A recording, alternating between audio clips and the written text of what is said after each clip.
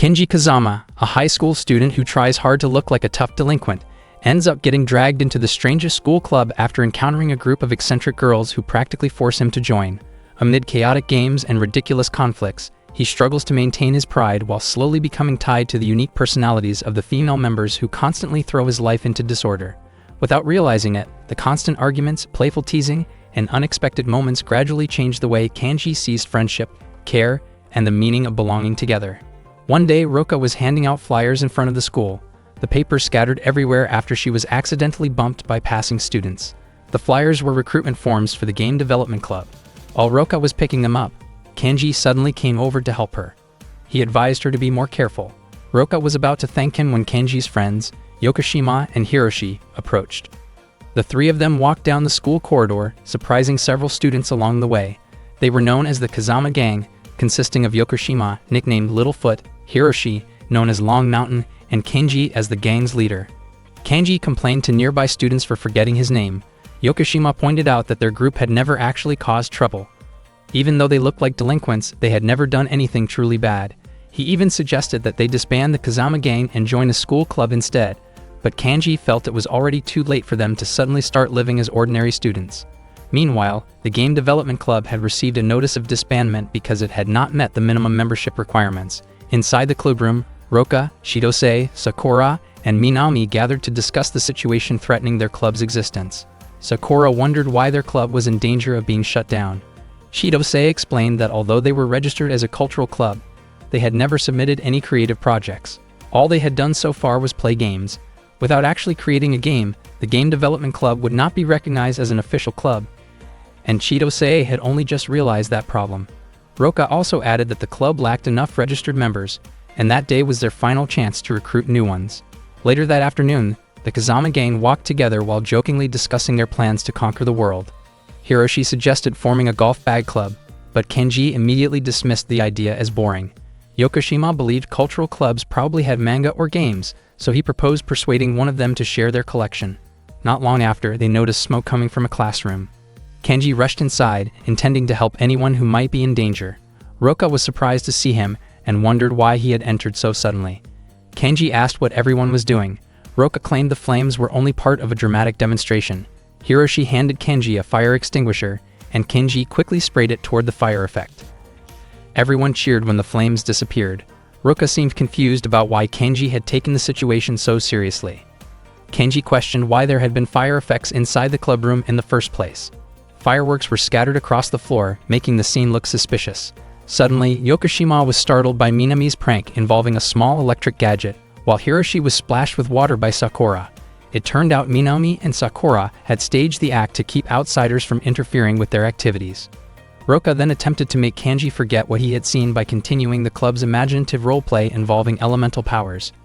Kenji grew increasingly confused by the conversation. Roka explained that everyone possessed a special element within themselves, but Kenji reminded them that they were living in the real world. At that moment, Minami and Sakura held him in place as part of their exaggerated performance, which only made Kenji panic and misunderstand the situation. Roka asked Kenji to simply forget everything he had witnessed, yet Kenji remained puzzled rather than convinced. Roka collapsed dramatically, surprised that her performance had not affected him at all. Shortly afterward, Shidose stepped forward, proudly claiming to represent the earth element, and struck Kenji with what she called an earth punch. Kenji groaned in pain and insisted that elemental powers were not real. Shidose casually explained that she had just been building a sandcastle earlier, her hands were still covered in sand, and that was why she decided to name the move the earth punch. Kenji wanted to run away, but he suddenly remembered his two friends. Shidose felt confused because their attacks had failed to erase Kenji's memory. Roka then suggested that the four of them combine their elements into one.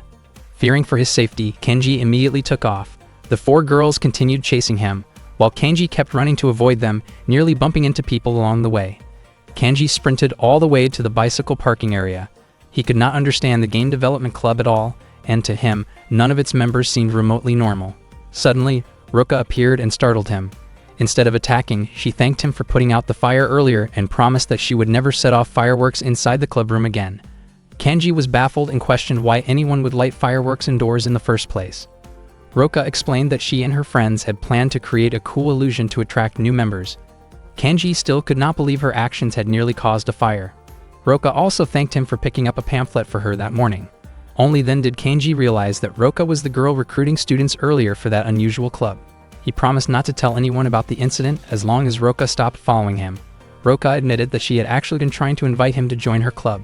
She introduced herself as the president of the game development club and said she wanted to recruit him, but Kenji firmly stated that he had absolutely no interest in a gaming club. Roka corrected him, emphasizing that hers was not a gaming club, but a game development club. Roka then placed her hands on Kenji's shoulders. Kenji quickly said that her fire element Moe attack would not work on him. Roka calmly explained that the fire element was only a distraction, and that her true element was darkness. Moments later, Kenji's vision went completely black, and he could no longer see anything around him. At the same time, Hiroshi and Yokoshima regained consciousness and began searching for Kenji. Meanwhile, Kenji found himself tied up with his head completely covered. He had been taken by the game development club. Roka presented him with two choices: obey her and join the club, or face a barrage of elemental attacks. Feeling pressured, Kenji reluctantly agreed to join the game development club. After Kenji announced his decision, the members introduced themselves properly. Roka was the club president, Shirose was a second-year student, and Sakura was a first-year student. Kenji immediately shouted, asking them to untie him. Shirose nudged his leg to get his attention and asked whether he had been listening to what they said, teasing him when he accidentally moved closer while struggling to free himself. Kenji continued struggling, demanding that they remove the covering from his head. Roka finally removed the hood and untied him. Kenji could not understand why they had gone that far. According to Roka, if he had not been restrained, he would never have listened to her explanation. Kenji thought her methods were terrifying. He also questioned why they relied on such strange elemental gimmicks. Shirose then asked Kenji to write his name on the club registration form. Kenji worried that if the form reached a teacher, he might end up in serious trouble, but he also felt he would be in trouble if he refused Roka and the others. With little choice, he filled out the registration form. Chidose was even surprised at how obediently he complied. After handing the completed form to Chidose, Kenji quickly tried to leave. He thought that if he reached the teacher's office first, he could retrieve the form and pretend he knew nothing about it. However, he was shocked to learn that Chidose had already given the form to a teacher who was currently inside the clubroom with him. Kenji was stunned to discover that Minami was actually a teacher. She explained that she served as the advisor for the game development club. Panicking, Kenji grabbed the form and ran away. Chidose and Roka immediately chased after him. Kenji realized that he had completely miscalculated the situation. Suddenly, Sakura appeared running beside him. It turned out she had been waiting earlier, preparing for the perfect moment. Kenji called her foolish, yet at the same time admitted that her timing was surprisingly clever. Sakura introduced herself properly as a first-year student with the water element and asked Kenji to hand over the registration form. However, she suddenly remembered that she had forgotten to bring water and briefly left to get some first. Kenji could not help but wonder whether elements were really that important to her. Not long after, Roka managed to catch up to Kenji, forcing him to stop walking. She spoke in an adorable, persuasive way, hoping he would hand over the registration form, but he remained unmoved.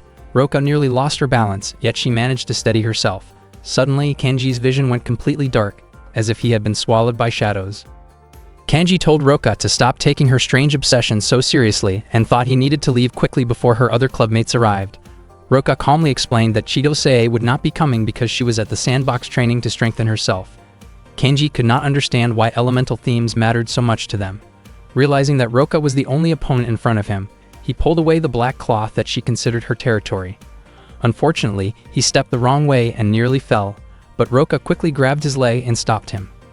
Kenji asked her to let go, yet Roka refused. To her, Kenji was the long-awaited candidate they had been searching for, so she would not release him, even if it meant risking herself falling as well. Kenji told her to stop acting overly cute, but Roka insisted that this was simply her true personality. After a while, she began to struggle because the position put pressure on her stomach. She worried that staying like that too long might affect her future, especially since she dreamed of having one son and one daughter someday. Feeling guilty, Kenji apologized and asked her to let go. But at that moment, Chidose and Sakura arrived and helped pull him up. The three of them successfully saved Kenji. Still surprised that he had made it out safely, Kenji finally handed the form to Roka, introduced himself properly, and officially declared that he would join the game development club. The next day, Kenji had no idea what awaited him. He realized he had joined the club purely because he got carried away by the moment. He told Hachi and Yokoshima about it, but unfortunately their memories of the incident seemed completely gone. Kenji concluded that it was probably better not to involve his friends any further. Not long afterward, Ataru ran toward him while shouting his name. Ataru looked extremely worried and was convinced that Kenji must have suffered some kind of internal injury. As it turned out, Ataru was the vice president of the student council, and the four of them had been friends since their days at Fuji grade school. Ataru could hardly believe that they had all turned into delinquents after entering high school. Ataru had come because he heard that Kenji joined the game development club. According to him, the club was dangerous, or more precisely, the true danger was Chidosei's authority. Kenji was shocked to learn that Chidosei was actually the student council president at Fuji High School. With her firm leadership and natural charisma, even teachers respected her authority. She was essentially the undisputed queen of the school. Her influence was so strong that even the major delinquent factions on campus feared her. Kenji had never realized that so many rival groups existed beyond his own circle. Ataru compared Kenji's group to just the tip of an iceberg. Apparently, Chidosei had long been Ataru's greatest rival. Unexpectedly, Chidosei overheard their conversation and immediately called them out. She happened to be inside the girls' locker room at the time and accused them of spying. Ataru quickly tried to explain that he had no such intention, leaving Kenji confused about why he sounded so apologetic. Kenji argued that spying was impossible since the locker room was located on the second floor, but Chidosei insisted that teamwork could make anything possible. The boys briefly imagined how such teamwork might work, unintentionally leaving Ataru out of their scenario. Feeling excluded, Ataru became annoyed, only for Chidosei to tease him further, saying that being overlooked was exactly why he had lost the student council president election to her. As vice president, Ataru knew that any mistake would give Chidosei the chance to completely outshine him, and strangely, he found that rivalry motivating. Chidosei, however, showed little interest in the exchange and simply told them to leave. Kenji jokingly asked whether she planned to use one of her earth element techniques, but Chidosei confidently claimed she could defeat them without any special effort at all. To everyone's surprise, Ataru suddenly prepared himself as if ready to accept any challenge she threw at them, shocking Kenji and the others. Kenji wondered why Ataru, who always told them to change their behavior, was now acting so recklessly. Seeing that words were ineffective, Chidosei prepared to push a storage rack from above.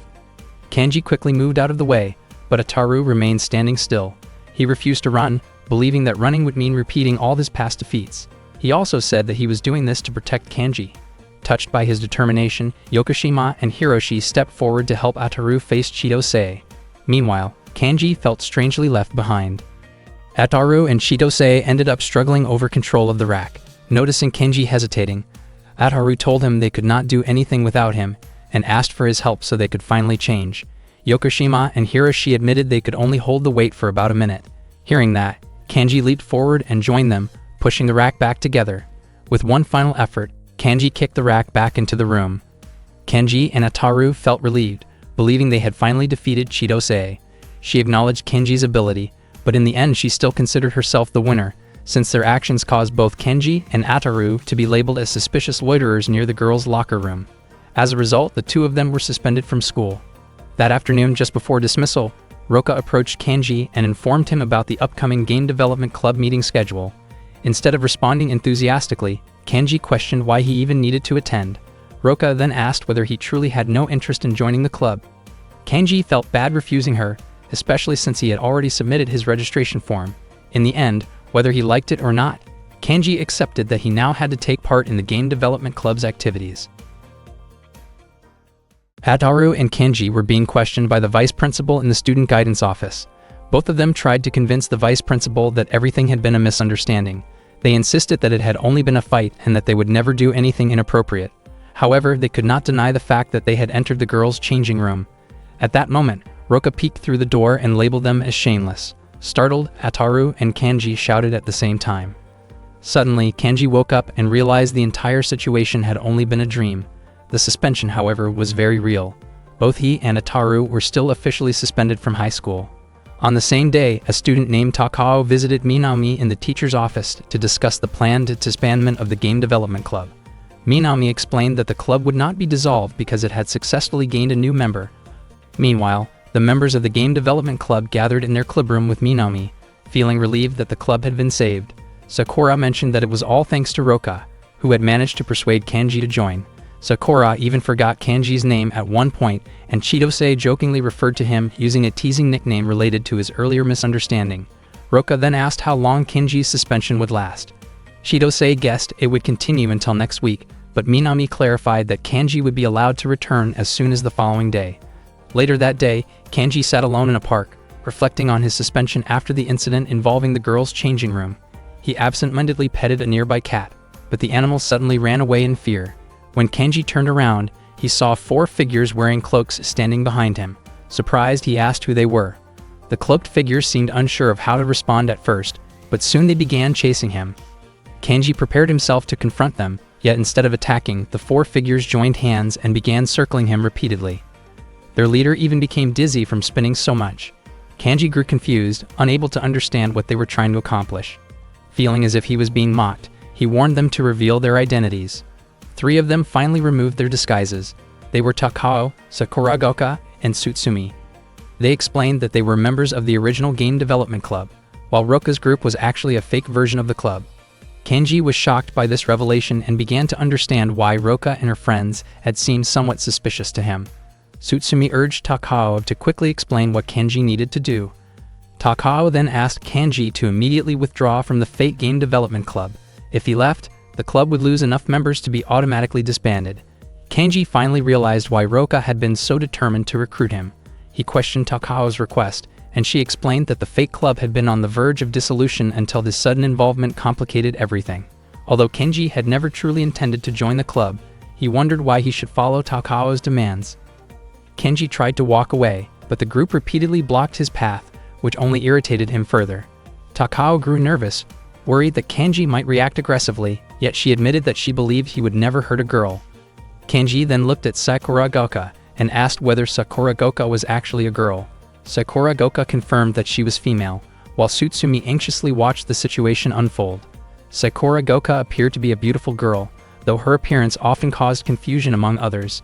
Sensing Kanji's doubt, Sakuragoka removed her cloak to prove her identity. By coincidence, she was wearing the girl's school uniform at the time.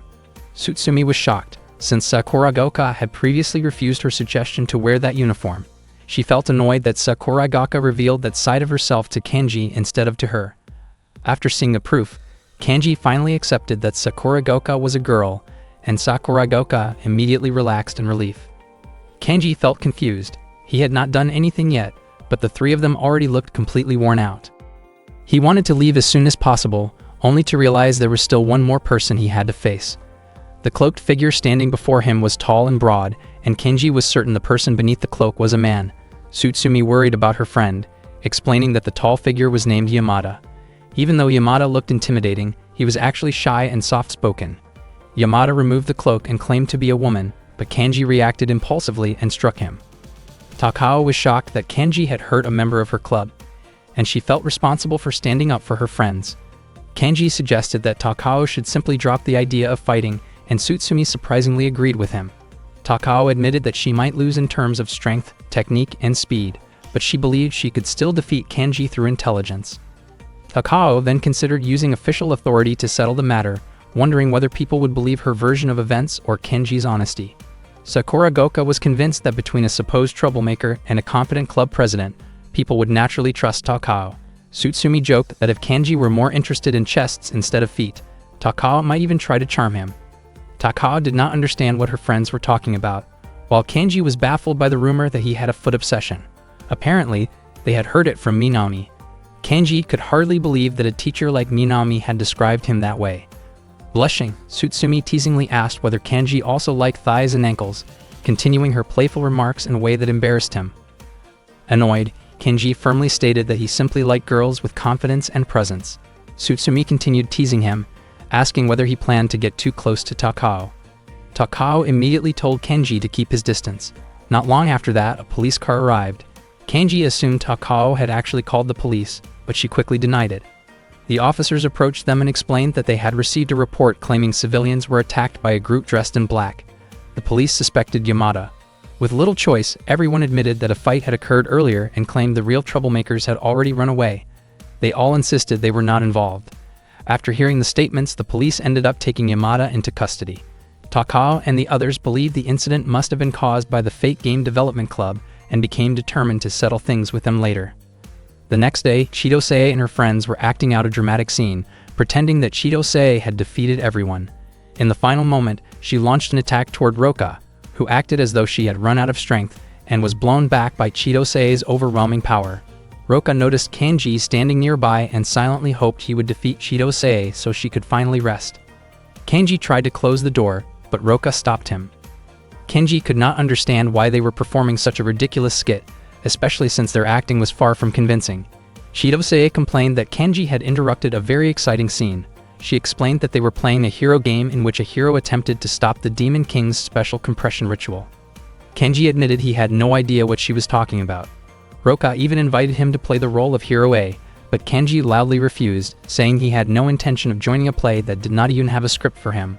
Roka smiled and revealed that they had all been waiting for him. That day, she had gathered everyone to discuss their plans for the upcoming Fuzhou High School Cultural Festival. Kanji had not even realized their club would participate in the festival. He was about to ask something when Takao suddenly arrived and told them not to get arrogant just because they had gained a new member. Kanji was surprised to see Takao there, and Chidose was equally surprised that Kanji recognized her. Kanji explained that a lot had happened between him and Takao the previous day. Chidose teasingly asked whether Kanji had behaved inappropriately toward Takao, which he immediately denied. Takao criticized Roka and the others, saying their club spent more time relaxing and eating snacks than actually making games. She declared her intention to shut the club down. However, when Chidose asked how she planned to do that, Takao suddenly fell silent. Taking advantage of the moment, Chidose and Sakura playfully retaliated by tossing sand and splashing water at her. Kanji could only watch and wondered why Roka was not joining her friends. Instead, Roka questioned what kind of person Kanji thought she was. Roka moved as if to help Takao, but Takao refused her assistance and accused her of being a traitor. Chidose found it strange that Takao was still angry at someone as adorable as Roka. Frustrated, Takao ran outside while declaring that she would definitely disband the Fate Game Development Club. She quickly left the area, with Roka following right behind her. Kanji asked why there were 2 game development clubs at the school. Chidose explained that Takao held a grudge against Roka, because Roka had once pushed Takao's club to the brink of shutting down. Back when Roka was still a first-year student, she stood out as unusual, and people tended to avoid what they did not understand. As a result, many students kept their distance from her. Kanji initially assumed that Roka might have eventually snapped under the pressure and revealed a darker side of herself. However, the truth was different. It was actually Chidose who lost her temper toward the other members. Because of that incident, the club continued to shrink, and Roka chose to leave, feeling responsible for what had happened. Afterward, Sakura invited Roka to start a new game development club together with Chidose. Chidose had been Roka's childhood friend and closest companion, and she had her own way of helping Roka recover. That was why Chidose insisted that Kanji bring Roka back before things could turn worse. Kanji could not understand why he had to be the one to do it. Chidose even asked Sakura to pressure Kanji into agreeing if he refused. In the end, Kanji reluctantly went to find Roka. Sakura then realized that the situation had actually been Chidose's fault all along, yet she still wondered why Takao remained angry at Roka. Chidose nearly interrupted Takasaki before he could say anything further. Meanwhile, Kanji arrived just in time to see Roka and Takao arguing while pushing each other aside in frustration. He noticed that Roka was holding a towel. Takao questioned whether Roka intended to start trouble, but Roka quickly denied it. Kanji stepped in and gently placed the towel over Takao's hair, realizing that Roka had only wanted to give it to her. He began to suspect that Roka was simply trying to apologize. For Takao, however, an apology was not what she wanted at that moment. She called Roka selfish, saying that Roka had done nothing wrong yet chose to leave the club anyway. Rather than hearing an apology, Takao had actually wished for Roka to stay by her side in the game development club. Kanji found Takao's feelings difficult to fully understand. In the past, when many members left, Takao worked hard to recruit new ones. After finally gathering enough members again, she told Roka about it and invited her to join an upcoming competition. At that time, Roka revealed that she had already formed a new club with Chidose and had even become its president. That news deeply saddened Takao. She questioned why Roka did not simply abandon what she considered an unnecessary club. Roka explained that she could not disband it so easily because she and Chidose had built it together from the beginning. Kanji then asked what Takao planned to do next. Takao firmly declared a challenge. The 2 clubs would compete during the upcoming cultural festival. If Takao's club won, Roka and the members of the so-called fake game development club would merge into her club. Kanji suspected that Takao actually just wanted to be part of Roka's group. Roka then asked for Kanji's opinion, which confused him since he believed he had nothing to do with the matter. Roka reminded him that he was a club member, meaning his opinion mattered. Kanji admitted that he did not fully understand what Roka was aiming for, but he preferred simple solutions rather than complicated ones. Hearing that, Roka accepted Takao's challenge and confidently declared that her club would win. Takao then left, while Roka realized she might have committed to something bigger than she expected. Roka and Kenji returned to the clubroom and explained everything to Chidose. Sakura became excited upon hearing the news, while Chidose considered the situation troublesome. Roka pointed out that if they lost, their club would be absorbed into Takao's club. Hearing this, Minami worried that she might lose her usual resting spot if the clubs merged. That meant their only option was to win. Kanji assumed Roka must already have a solid strategy since she sounded so confident about defeating Takao's club. However, Roka revealed that her only idea was a game concept about a hero trying to stop a Demon King's spatial compression ritual, and she had no additional plans beyond that. After hearing this, Kanji became convinced that their chances of winning were not looking very good. Last year, the original game development club was on the verge of being disbanded. However, Takao worked tirelessly to rebuild it, and the club eventually rose again as a newly revived game development club. Even though its members were still inexperienced, their strong teamwork led to surprisingly good results during competitions. At that time, even students from other schools acknowledged their abilities. Because of that, Chidose became convinced that her own game development club could not defeat Takao's club through normal means, and she believed victory would depend on how much they could disrupt Takao's game production process. Kenji strongly disagreed with that idea. Sakura even suggested pouring water onto the computers in Takao's clubroom, while Chidose considered filling the opponent's CPU with dirt. Kenji could hardly believe the plans they were proposing. Minami also rejected those ideas, saying they were inefficient and time-consuming. She even claimed she had prepared a stun device to settle things quickly, which left Kanji stunned that a teacher could think that way. Roka spoke again in her usual cute manner, but Kanji had already grown tired of hearing it. Kanji wondered why they were not simply focusing on making a game, since they were supposed to be a game development club. To his surprise, none of them actually knew how to create a game. He then asked Roka about her skills and apologized for upsetting her earlier. Roka admitted that she could finish the game Super Marilyn in 1 hour. Kanji was speechless when he realized that Roka only knew how to play games, not create them. Super Marilyn was an action game developed in the 1980s. It was one of the early industry games to feature color visuals and offered unique charm and accessibility that made it popular among both children and adults. Hearing that explanation, Kanji felt it might be better for them to simply accept defeat and join Takao's club instead. However, Chidose insisted they first needed to find out what kind of game their rivals were making, and she asked Kanji to spy on them. Kanji immediately refused, saying he had no interest in doing something so underhanded. Even after Chidose pleaded with him, he still declined, so she proposed that whoever lost a round of Super Marilyn would become the spy. Unfortunately for Kenji, he lost the game and ended up assigned to the task. Kanji was confused when Roka decided to accompany him even though she had won. Roka casually asked why it would be a problem if she came along, and Kenji eventually decided not to argue. They arrived in front of Takao's clubroom. Kanji slowly opened the door while Roka crawled dramatically in front of him, making things more difficult. He told her to leave because she was only getting in the way, but they were suddenly discovered by Takasaki, whom Kanji initially mistook for Takao. Kenji quickly explained that they were only stopping by. Takao seemed surprised that they showed up so confidently after accepting her challenge, yet she invited them inside because she wanted to show them something. Kanji stepped in immediately, but Takao stopped Roka from entering. Inside the room, Kenji was shocked to see Yamada and immediately apologized for hitting him before. Yamada accepted the apology and admitted he had also been at fault. Tsutsumi was surprised to see Kanji there, but said she owed him thanks after he helped her witness Sakura Goka wearing women's clothing earlier. Not long after, Sakura Goka arrived, and Kenji was confused to see him wearing a male uniform. Sakura Goka panicked, worried that Kanji might react harshly after learning the truth, and quickly ran away. Suddenly, Tsutsumi's attitude became unusually friendly, even offering Kenji coffee despite the club not actually having any. Soon after, they began explaining to Kenji how game development worked. Meanwhile, Roka quietly stood near the door. Tsutsumi seemed confident that Kenji would eventually give in to Takao's persuasion, believing no one could stay calm when caught off guard by such close encouragement. However, Yamada pointed out that things would not be so simple. Kanji's messy hair made Takao hesitant, and as long as it stayed that way, she could not even reach his head comfortably. At that moment, Roka suddenly rushed forward and pushed Takao. Startled, Kanji turned around, and the unexpected movement caused an awkward collision that left everyone embarrassed.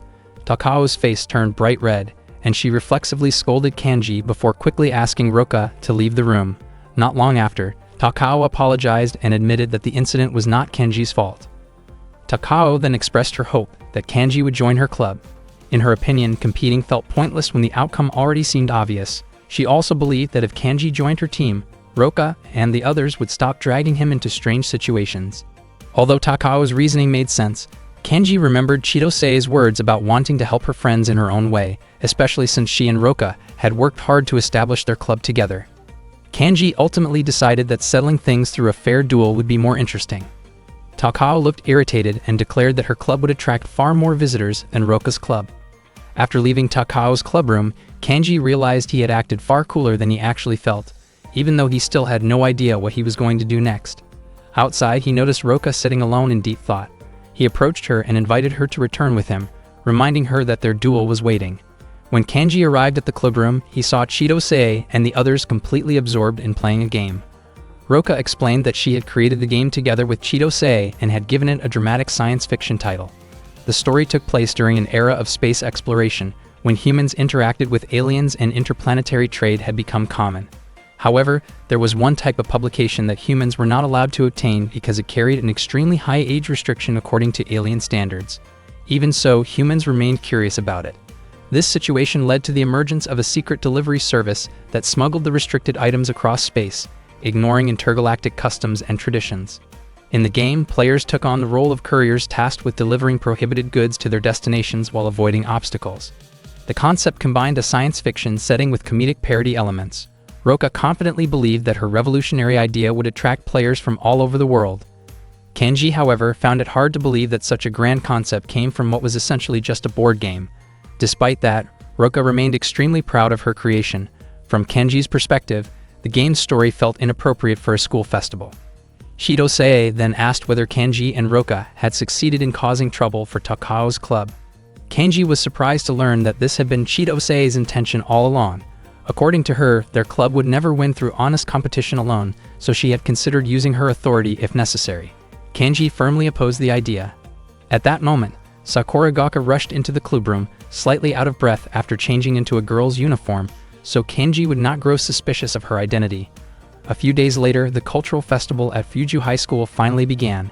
A middle-aged man who was an alumnus of the school arrived with his young son, casually describing the event as nothing more than an ordinary festival. Not long afterward, they both sensed an overwhelming energy in the air, causing the boy to question whether the festival was truly ordinary. The powerful atmosphere turned out to come from two game development clubs preparing to compete against each other during the event. The alumnus became convinced that something memorable would happen that year.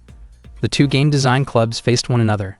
Although Takao had originally expected Roka's club to sabotage her team's project, she felt relieved that they chose to compete honestly instead. In truth, Chidosei had once planned to interfere with Takao's work, but her friend stopped her before she could act, which surprised Takao greatly. That decision was also the reason Kanji chose to support the opposing side. Tsutsumi explained that whichever team attracted the most visitors would be declared the winner. If Takao's club won, Roka and her friends would have to join Takao's team. When asked what reward Chidosei wanted if her club won, Chidosei impulsively proposed an embarrassing but harmless penalty for Takao, leaving Tsutsumi astonished at how serious their wager had become. Takao herself was confused that such terms had been decided without consulting her. With everything settled, the duel officially began. Kanji believed the situation would only make things more troublesome for Takao, while Takao viewed Kanji as behaving in a shamelessly provocative way. During the festival, visitors lined up to try the games presented by the clubs. Many attendees were curious about Takao's demonstration style, which had gained unexpected attention beforehand. However, it turned out that Takao was not actually in charge of demonstrating the game that day. Soon after, Kanji stopped by to see her. Takao suspected that he had come to interfere, but Kanji was simply there to look around. Not long afterward, Tsutsumi approached Kanji wearing a maid outfit as part of the club's promotional effort, though Kanji felt the costume did not quite suit her. Surprisingly, Sakuragaoka also appeared in a maid uniform, and Kenji complimented her appearance, unaware that Tsutsumi had insisted she wear it. Tsutsumi was willing to try anything to attract more visitors, and even Yamada ended up wearing a maid costume. Takao then invited Kenji to look at the results of her club's hard work. The visitors seemed to genuinely enjoy the game they had created, and Kenji openly acknowledged its quality. Takao interpreted Kenji's reaction as an admission of defeat and believed he was finally willing to help make the club more enjoyable. Kenji admitted that Takao and her teammates had done an impressive job, but he encouraged her to also visit Roka's club and see what they had accomplished. Takao grew irritated by what she saw as Kenji's overly confident attitude. Unexpectedly, Roka's club built an enormous play castle, and a huge number of students lined up to try it. Kenji explained that the attraction was the game their club had created. They had turned an analog game into a large play castle experience, even though it used handmade props instead of digital technology. Takao argued that it should not be called a game, but Kenji stubbornly insisted it was one. Even if it was not made on a computer, the creators had stayed awake for days just to finish the decorations. As Roka often said, anything fun could be called a game. That was exactly why they built the play castle. Takao refused to believe such a massive structure could have been completed by one person alone. It turned out they had used Chidosei's authority to persuade members of the student council and several other students to help. Takao called that unfair, but Chidosei denied the accusation, claiming they were simply using the privileges available to club members. At one point, Chidosei accidentally stepped on Ataru's face during the commotion, and Ataru calmly accepted the situation without complaint. Chidosei then proudly declared that her club had won. Takao protested and demanded a rematch, but Chidosei reminded her that Takao herself had said the winner would be decided by the number of visitors. Takao argued that even though she allowed analog games, the attractions were not entirely original creations. Chidosei immediately pushed back, saying Takao's games were not completely self-made either. Both of them insisted they had built their games from scratch. Unable to argue further, Takao became overwhelmed and started to cry. Chidosei quietly apologized to Takao. In truth, she did not really care about winning or losing. What mattered to her was that Roka did not want to lose her club. Chidosei also apologized for destroying Takao's former club in the past, admitting that she had let her anger control her actions without thinking about the consequences. Kenji realized once again that Chidosei really was a troublesome troublemaker. Chidosei admitted everything had been her fault. Maybe Takao saw Roka's club as ridiculous, but Roka had finally found a place where she truly belonged. Chidosei hoped Takao would not take that place away from her. Takao then asked where Roka was. Chidosei led Takao and Kenji to one of the attractions inside the play castle.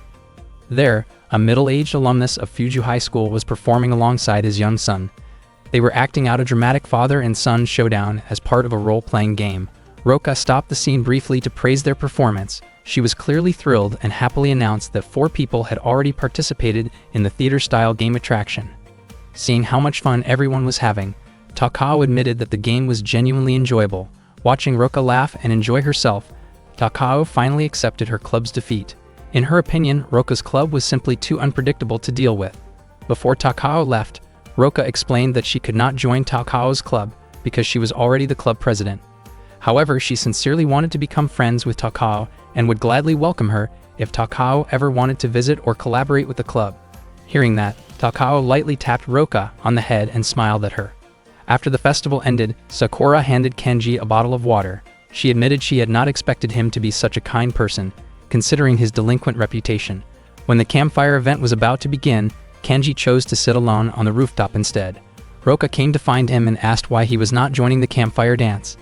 Kenji said he was not particularly interested in the dancing, but he had truly enjoyed the festival itself. Roka thanked him for joining her club. Kenji assumed she was feeling emotional and teased her by asking her to remove her toy glasses so he could see her expression clearly. The next day at school, Tsutsumi told Takao that they ultimately failed to disband the so-called fake game development club. Takao replied that Roka seemed to be trying her best, so it was fine to let things continue for now. She even thought she might accept it someday if Roka decided to officially change the club's name. Not long after, Chidosei and Roka suddenly appeared in front of them, with Sakura standing just behind.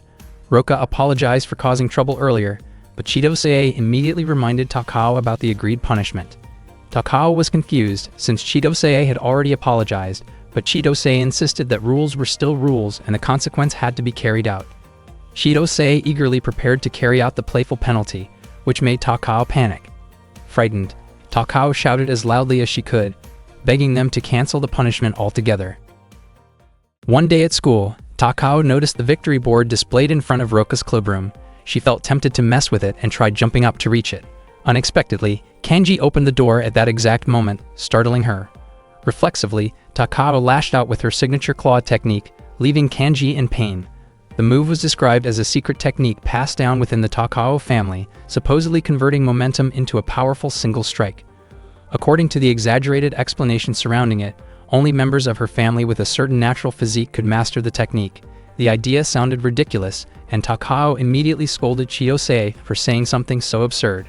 At that time, Roka was leading a discussion to decide the club's official name. She asked everyone to write their suggestions on the sheets of paper she had prepared. Chiyose proposed the name Saturn. Kanji found the suggestion puzzling and wondered whether she was trying to connect it to something from a video game. Chiyose even questioned aloud whether the name itself had any gaming relevance. Kanji then realized that Chiyose simply had a strange fascination with random themes. Takao rejected the name without hesitation. Next, Sakura suggested the name Dolphin. Kanji commented that it matched Sakura's water-themed personality, though he did not understand why that specific name was chosen. Surprisingly, Takao actually liked the suggestion. Soon after, Minami proposed Electric Station Game Designers Club, but Takao rejected that idea as well. Roka then relied on Kanji to come up with a name. Kanji suggested Second Game Development Club, which everyone initially considered too ordinary. Kanji felt disappointed because he had genuinely thought the name would fit, yet Takao unexpectedly agreed with him. Roka also admitted that the name sounded good. Suddenly, Minami announced that their club name had already been officially decided. Kanji wondered why Minami was so invested in the matter. She explained that she simply wanted to grow closer to everyone. Minami revealed that once the club gained recognition, its official title had been registered as the Temporary Game Development Club.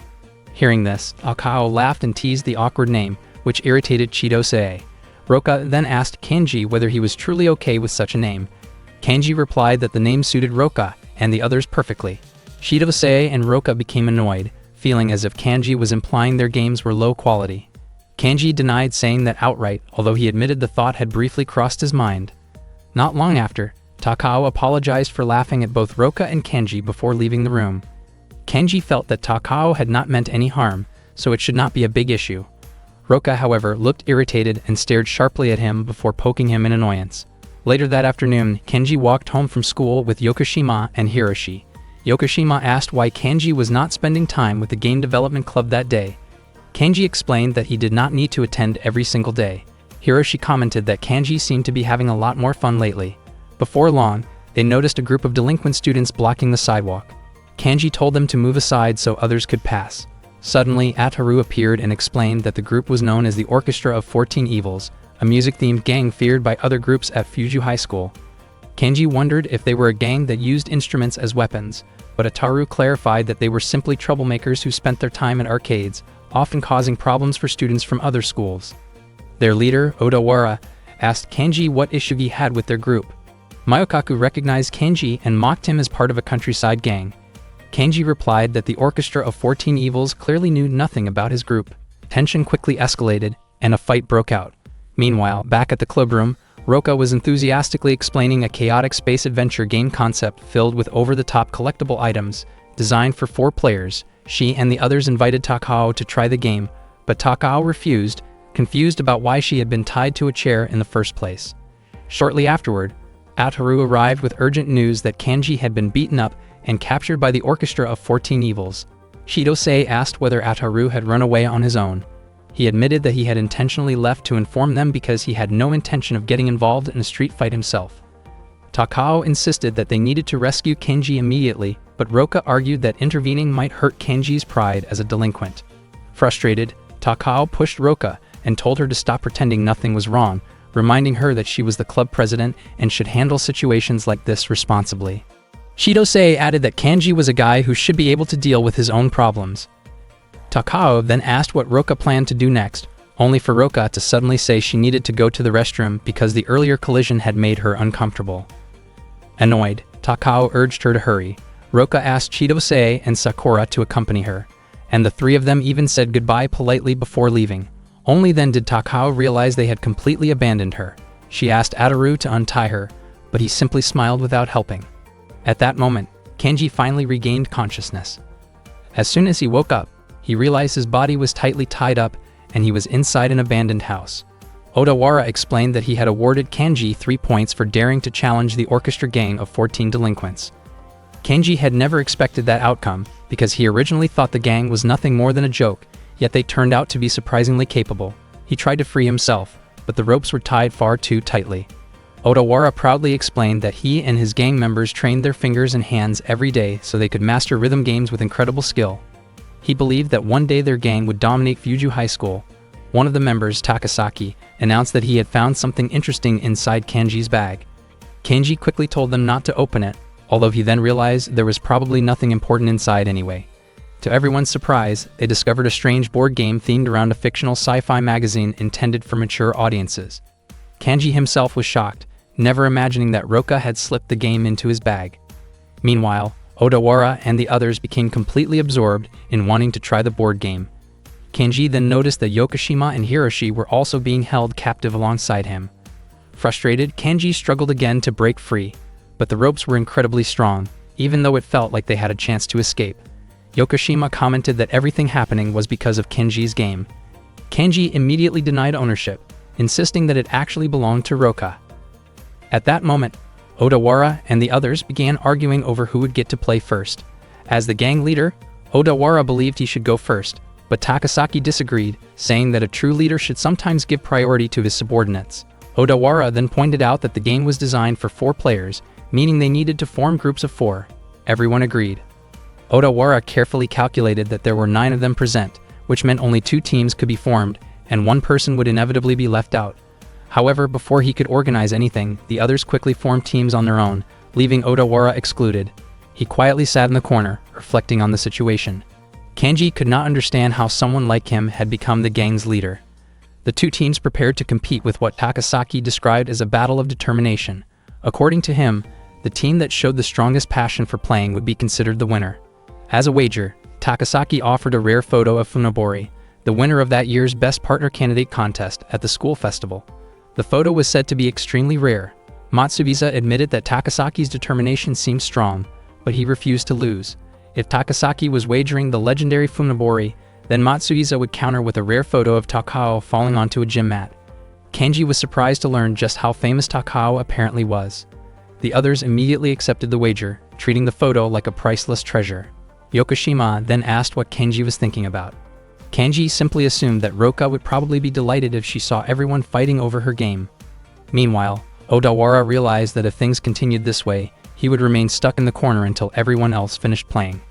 He suddenly decided to join Kanji's group instead, surprising everyone. Kanji told him that he really should not rely on his help. Odawara clarified that he was not asking for help, but he did want Kanji to join in and have fun together. Kanji found it strange that a gang leader like Odawara was not stopping the pointless argument. In response, Odawara suddenly smashed the board game, shocking everyone present. He scolded his friends for fighting over something so trivial. Although he also wanted to play, he believed it was far more important for everyone to stop arguing and make peace with each other. The group was deeply moved when they saw Odawara crying. Together, they apologized for upsetting him earlier. Odawara felt relieved seeing everything return to normal. Suddenly, Odawara fell over after being pushed by Kanji. Everyone was shocked, wondering if Kanji had somehow broken free from the ropes using pure strength. They demanded to know why he did it, but Kanji himself did not understand his own actions. The gang then rushed toward him and scolded him loudly. Kanji felt as if he had briefly lost control of himself. Out of nowhere, Shidosei's voice was heard suggesting that Kanji should be buried as punishment. Sakura's voice followed, proposing that he should be tossed into the swimming pool, while Roka's voice added another exaggerated suggestion about covering his head with a sack. Moments later, everyone was startled by the sudden arrival of Roka and her friends. Roka casually claimed that they were just a group of girls who had gotten lost while looking for the restroom. Odawara's friends quickly recognized Shidosei and Takao. Odawara assumed that Kanji had brought the girls there, but Kanji denied it immediately. However, Shidosei and the others jokingly confirmed the assumption. Odawara then teased Kanji, calling him a playboy since 4 girls had shown up to rescue him. Takasaki and Mayokaku looked disappointed, realizing that even with 14 members in their gang, none of them had a girlfriend. Odawara truly never expected that Shidosei, the student council president, would be Kanji's crush. Shidosei looked annoyed when she was labeled that way, while Sakura simply laughed it off. Meanwhile, Roka casually claimed that she and Kenji shared a bond that could never be broken, though Odawara was convinced she was just making things up. He then began to suspect that Kenji might actually be dating Takao. Takao's face turned red as she quickly denied having any kind of relationship with Kenji, yet Odawara only grew more suspicious. Odawara and the others became increasingly curious about what kind of connection all these girls had with Kenji. In perfect sync, they explained that Kenji was simply their teammate in the game development club. Shidose wanted to settle the situation as quickly as possible. Odawara interpreted their eagerness as impatience to start a fight. According to Takasaki, this was their chance to defeat the student council president and take control of Fuju High School's leadership. Odawara hesitated at the idea of confronting girls, but Takasaki convinced him that anyone who wanted to rule had to act decisively and without hesitation. Suddenly, Odawara remembered how he always reached a game over at the same section of a rhythm game he used to play. At that moment, Kamigawa had taken over and explained that playing together was an art form, even if the game became easier with 2 players. He believed that if every team worked together like that, taking control of the school would be simple. Fired up by the realization, Odawara loudly declared his intention to conquer the school, and his followers enthusiastically prepared themselves to challenge the girls. Kenji tried to stop them, urging everyone not to turn the situation into a reckless brawl. The clash began quickly. Kodama was immediately knocked down by Chidose. Hajime and Mayokaku launched a coordinated Super Twin Dragon attack, but Chidose skillfully avoided their moves. Their loud shouting only irritated her, and she countered with a dramatic door-based attack that defeated them both in a single strike. At the same time, Sakura calmly poured water over her hands. Takasaki wondered what water had to do with her technique. Sakura explained that she felt uncomfortable touching people she did not know well, and the water was meant to sanitize her hands. Her explanation struck Takasaki emotionally and left him momentarily speechless. Kenji asked Takao to quickly untie him, and she remarked that the entire situation had started because Kenji had acted like a delinquent. Kenji thanked her for helping him anyway. At that moment, Roka stared sharply at Kenji. Matsuhisa and the others targeted Roka, assuming she was the weakest member. However, in an instant, Roka covered their heads with sacks and defeated them effortlessly. She then approached Odawara, who immediately became frightened. Kenji stepped in to stop her, declaring that the fight was already over. It became clear that Roka tended to lose herself when she entered serious mode. Odawara suddenly realized that Roka was likely the person who had once stopped the conflict between Chidose and the former student council president. He finally understood that she was rumored to be the school's secret boss, a mysterious and overwhelmingly powerful figure. Kenji also came to a realization. Roka was actually the strongest person at school and the very individual he had been searching for all along. Roka, however, insisted that she did not care about titles like secret boss and asked Kenji not to dwell on it. Seeing an opening while Roka seemed distracted, Odawara thought he could defeat her and attempted to strike. Kenji immediately stepped in to protect her and struck Odawara instead for daring to attack his club president. Roka thanked Kenji, and he responded that it was the least he could do since he owed her. After everything settled down, Roka invited Kenji and the others to play her game. Kenji was surprised to discover that there was already a 3rd volume, only to learn that Roka had been developing it every single day.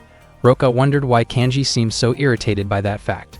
Meanwhile, Yokoshima and Hiroshi were still nearby, and Yokoshima silently hoped that Kenji would stay strong, since his real challenges were only just beginning. Joe appeared as a character inside the board game created by Roka's club. In the game's story, Joe worked as a hunter searching for adult magazines in outer space. During one mission, he was attacked by a melon monster, but fortunately Mr. Kids arrived and helped him. Joe had never expected help from Mr. Kids, since he considered him a rival. However, Mr. Kids simply did not want his rival to be defeated there. Joe promised that one day he would repay the favor, yet Mr. Kids instead asked Joe to hand over all the adult magazines he had just collected. Joe happily agreed. Roka then gave 5,000 points to Chidose. At that moment, Chidose was playing as Mr. Kids and held adult magazines worth 48,000 points. She explained that the game allowed players to steal cards from one another. Roka added that doing so prevented players from sending enemies back to the starting position, but it was still the fastest way to gain more cards. The 3 of them continued playing while explaining the rules to Kenji, though he still did not understand anything. Chidose grew annoyed and stepped on Kenji's foot in frustration. Earlier, Kenji had wanted to repay them for saving him from the orchestra of 14 evils, yet when they only asked him to join their space-themed battle board game, his attitude toward them turned unpleasant. Kanji complained that the game felt excessive, which upset Chidose because she was the one who designed it.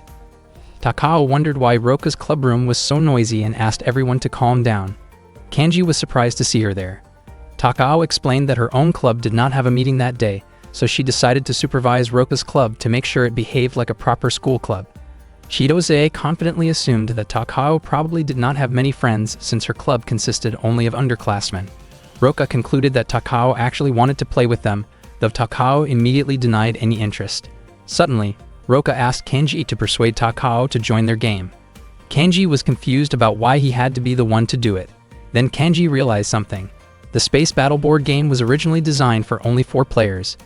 If Takao joined, there would be one extra person, putting Kanji in a situation similar to what Odawara once experienced. Kanji asked Takao to take his place in the game and consider it as helping someone in trouble. Takao replied that she had already helped Kanji when he was captured by the Orchestra of 14 Evils.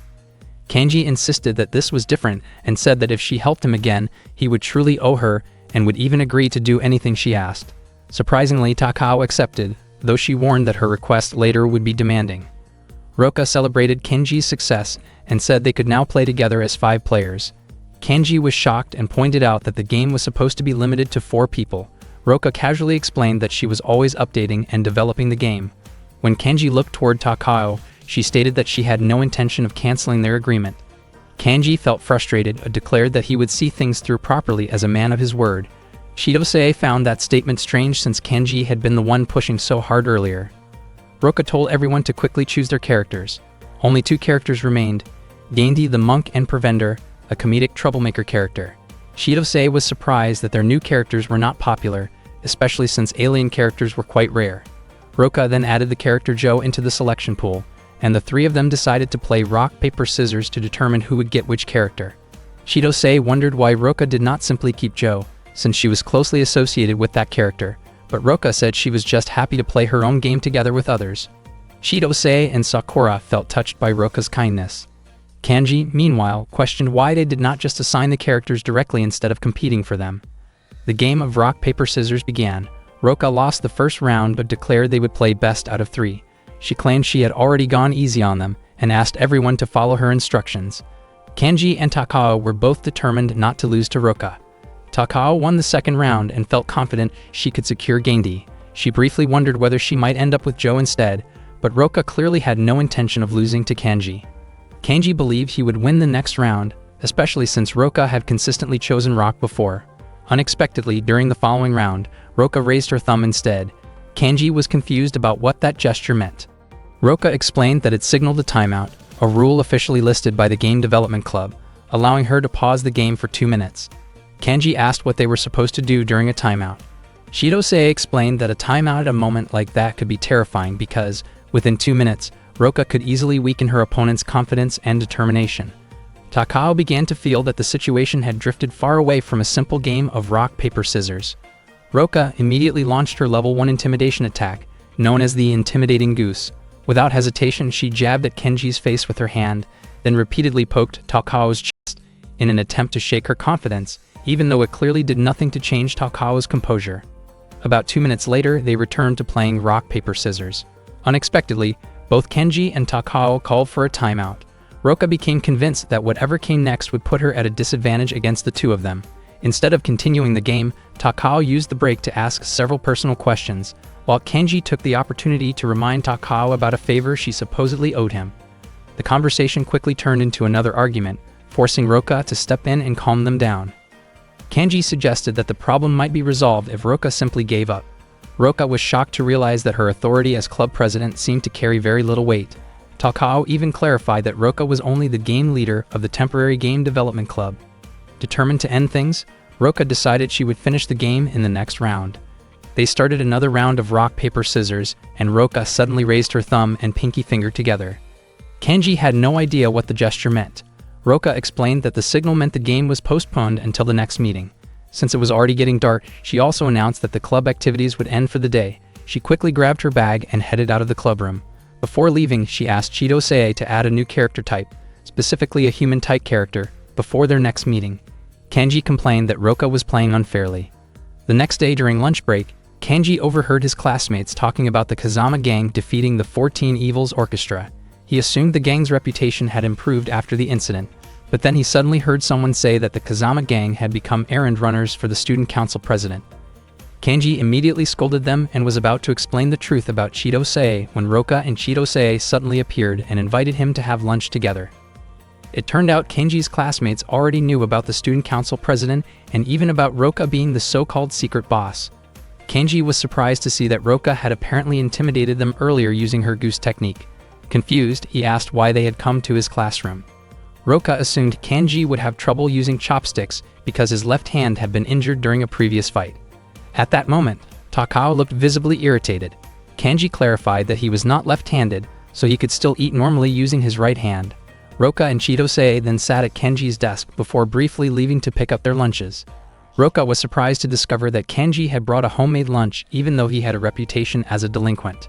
Chidose explained that Kanji's younger sister prepared his lunch every day. Kanji's classmates were amazed, wondering what kind of delinquent received homemade lunches from his little sister. Kanji added that his sister insisted it was more economical for him to bring food from home. Curious, Roka immediately inspected the contents of the lunchbox. Everyone seemed relieved to find that the meal looked completely normal and not overly decorative or unusual. Kanji grew annoyed because he had tried to keep it hidden from others. Chidose even knew which class Kanji's sister belonged to. She revealed that her notebook contained detailed information about many students' embarrassing moments. The notebook originally belonged to Ataru, and now everything that had belonged to him was under Chidose's possession. Meanwhile, Roka and the others casually began eating Kanji's lunch. Kanji's friends jokingly asked if they could borrow his sister as well, which only made the situation more awkward. Roka offered to share her own lunch with Kanji, but he refused and told her to head back soon because the bell would ring any moment. Chidose found it strange that someone with Kanji's delinquent image was so diligent about attending class. Kanji explained that the next lesson was classical Japanese taught by Mr. Sean, a teacher he deeply respected and considered his personal savior. Chidose was puzzled because that information was not written in her notes. Kanji explained that everyone in the Kazama gang already knew about the incident from the past, and if they were willing to listen, he would tell the story. Roka and the others immediately became interested, prompting Kanji to begin his story, unaware that Takao was quietly listening from behind the classroom door. The story began when Ataru and his friends pressured Kanji into going up to the rooftop of a supermarket to watch a performance. Not long after they got there, the building suddenly caught fire. Kanji blamed Ataru and insisted that he take responsibility, since he had been the one who invited everyone to climb up in the first place. Yokoshima suggested that they climb down from the terrace, but the drop was far too high. Ataru claimed that he had seen a girl climb down from there earlier and walk away unharmed. Kanji was convinced that whoever that was could not possibly have been a normal human, and probably was not even a woman. Yokoshima believed that his soft body might cushion the fall if he jumped, but Kanji immediately rejected that idea as unrealistic. Hiroshi felt confident that his tall build would allow him to climb down safely, though Kanji doubted that plan as well. Ataru even mentioned that he had recently been enduring a lot of pain and believed he could handle the jump. Meanwhile, the superhero Raygarger proudly claimed that he could break rocks with his bare hands and leap as high as 20 meters, so he felt certain he would survive the fall without a problem. Just as the situation became more desperate, Sean suddenly appeared to rescue them. He instructed everyone to climb down using a rope. The group felt deeply grateful, but Sean told them that their thanks should go to an amazing woman who had informed him that children were still trapped on the rooftop. Everyone hurried down except Kanji, who hesitated because he did not want to feel indebted to an adult he did not know. Sean approached him and encouraged him to help others in need someday, just as Sean had helped him. Kanji eventually agreed. Sean expressed his belief that Kanji would grow into a great man one day. That was the story of how Sean saved Kanji and his friends, and by coincidence, Kanji later met Sean again at school. His classmates were deeply moved after hearing the story. Chidose commented that the experience had shaped Kanji's personality, which only made him more irritated. Roka still could not believe that the person inside the Raygarger hero costume turned out to be a middle-aged man. Kanji himself was surprised by everyone's reactions after telling the story, and his frustration grew even more when he realized that Roka and the others had finished eating his lunch. Roka apologized and offered to replace it with her own meal, only to realize that she had already eaten hers earlier as a snack. Chidose then tried to feed Kanji, but the food slipped and fell onto the floor. She picked it up and attempted to offer it to him again, though Kanji refused to eat something he considered unhygienic. Shidose was shocked that Kanji called it disgusting, especially since the lunch had been made by Funabori. She immediately called Funabori over, and Kenji suddenly realized that the girl he had seen in the photo before was actually his classmate. Shidose began reading Funabori's profile from her notebook. Funabori was described as skilled at household tasks, kind, friendly, and caring. She often arrived early to clean the classroom, water the flowers, and replace any that had wilted. Everyone agreed that Funabori was an amazing girl, which made Kenji's earlier reaction seem even worse. The classmates finally understood and began thanking her enthusiastically, cheering her name so loudly that Funabori became confused by the sudden attention. Feeling pressured, Kanji ate the fallen food and admitted that it tasted good. Shidose then pointed out that it was already lunchtime, meaning many students had been walking across the classroom floor since morning. The others casually admitted that they had also stepped around the area where the food had fallen, which only made Kanji more upset. Soon, the bell rang. Shidose, Roka, and Ataru quickly returned to their respective classes, leaving Kanji sitting quietly, disappointed that he still had not properly eaten lunch. A moment later, Funabori came back and brought him some extra food. However, several classmates immediately wanted some as well. Around that time, Sean entered Kanji's classroom. But after noticing Kanji, he returned to the teacher's office to retrieve his worksheets and asked the students to study independently for 5 minutes. Shinozaki and Ohori suspected that Sean had done this intentionally so Kanji could finally finish his lunch peacefully. Later that afternoon in the school hallway, Takao gave Kanji a yakisoba bread, believing he must still be hungry after missing lunch. Kanji initially tried to refuse, but eventually accepted it. Sean then appeared again and apologized for interrupting them. He encouraged the students to enjoy their youth while they could. Kanji and Takao felt deeply impressed and inspired by him. That day, Kanji's class had just finished the lesson taught by Sean. After class ended, Kanji planned to skip the rest of the day, but before he could leave, Roka suddenly approached him. Kanji tried to run away, yet Roka quickly caught up to him. She hid behind Kanji and explained that her enemy was coming. Kanji was surprised to learn that there was actually someone at school whom Roka feared. Roka positioned herself behind Kanji, using him as a shield. Kanji could not understand why she chose to hide behind him, especially since he had no idea what kind of person her enemy was. Roka described this person as someone she was deeply afraid of, someone who could catch up to her instantly no matter how fast she ran. Moments later, Roka suddenly disappeared, leaving Kanji even more curious about who the supposed enemy might be. Not long after, a boy named Hachi walked through the school corridor. Students greeted him warmly with smiles as he passed by. Kanji wondered if this was truly the person Roka had been talking about.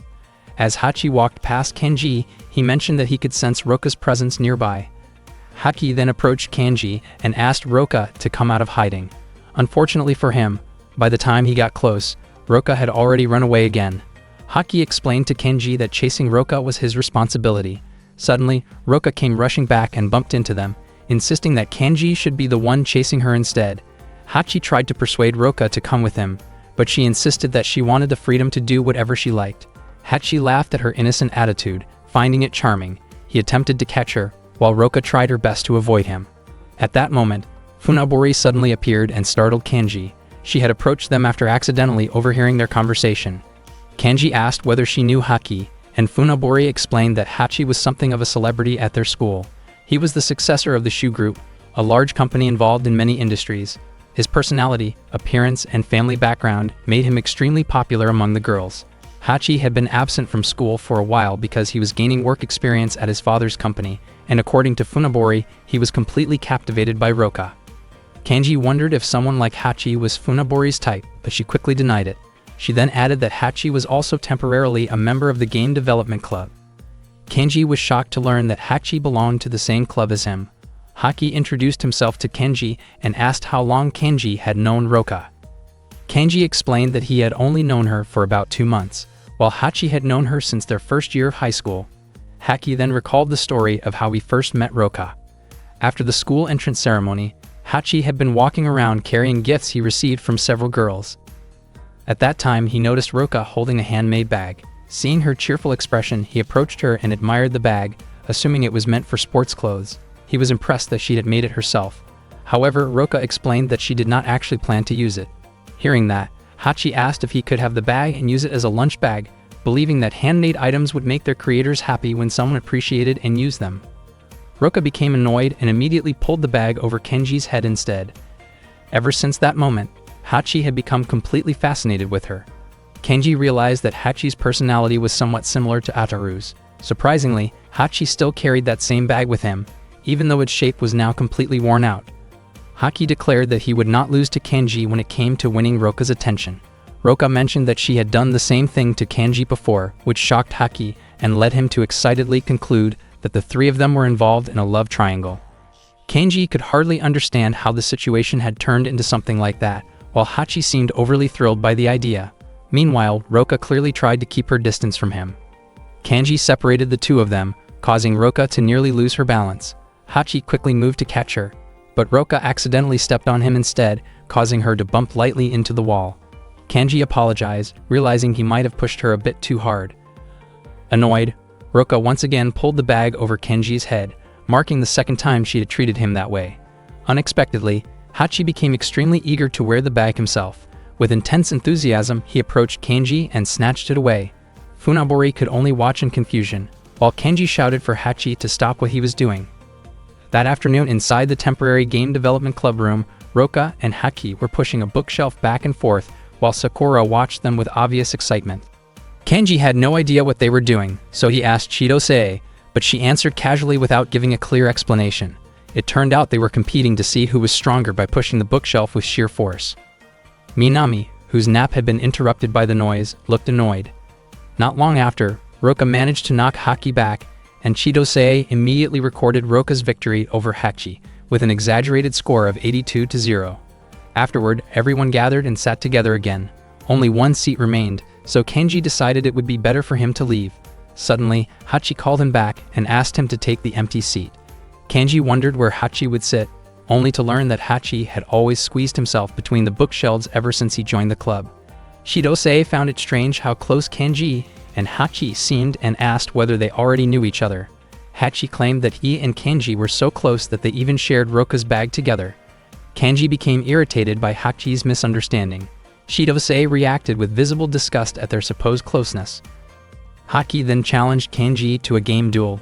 Hearing this, Roka became even more convinced they were competing for her sake, especially after Hachi declared that the duel was meant to decide ownership of Roka's bag. Kenji did not particularly care about the bag itself, but he was interested in the challenge. He suddenly began searching for the bag he had set aside earlier. Not long after, Funaburi arrived carrying the bag. She had already washed and ironed it carefully. Kenji was genuinely impressed, thinking she truly lived up to her reputation as an ideal girl. Hachi was surprised that Kenji had prepared everything for their duel, admitting that Kenji was impressive, although he personally preferred the bag the way it was before being cleaned. Hearing that, Funaburi apologized, saying she should not have washed it.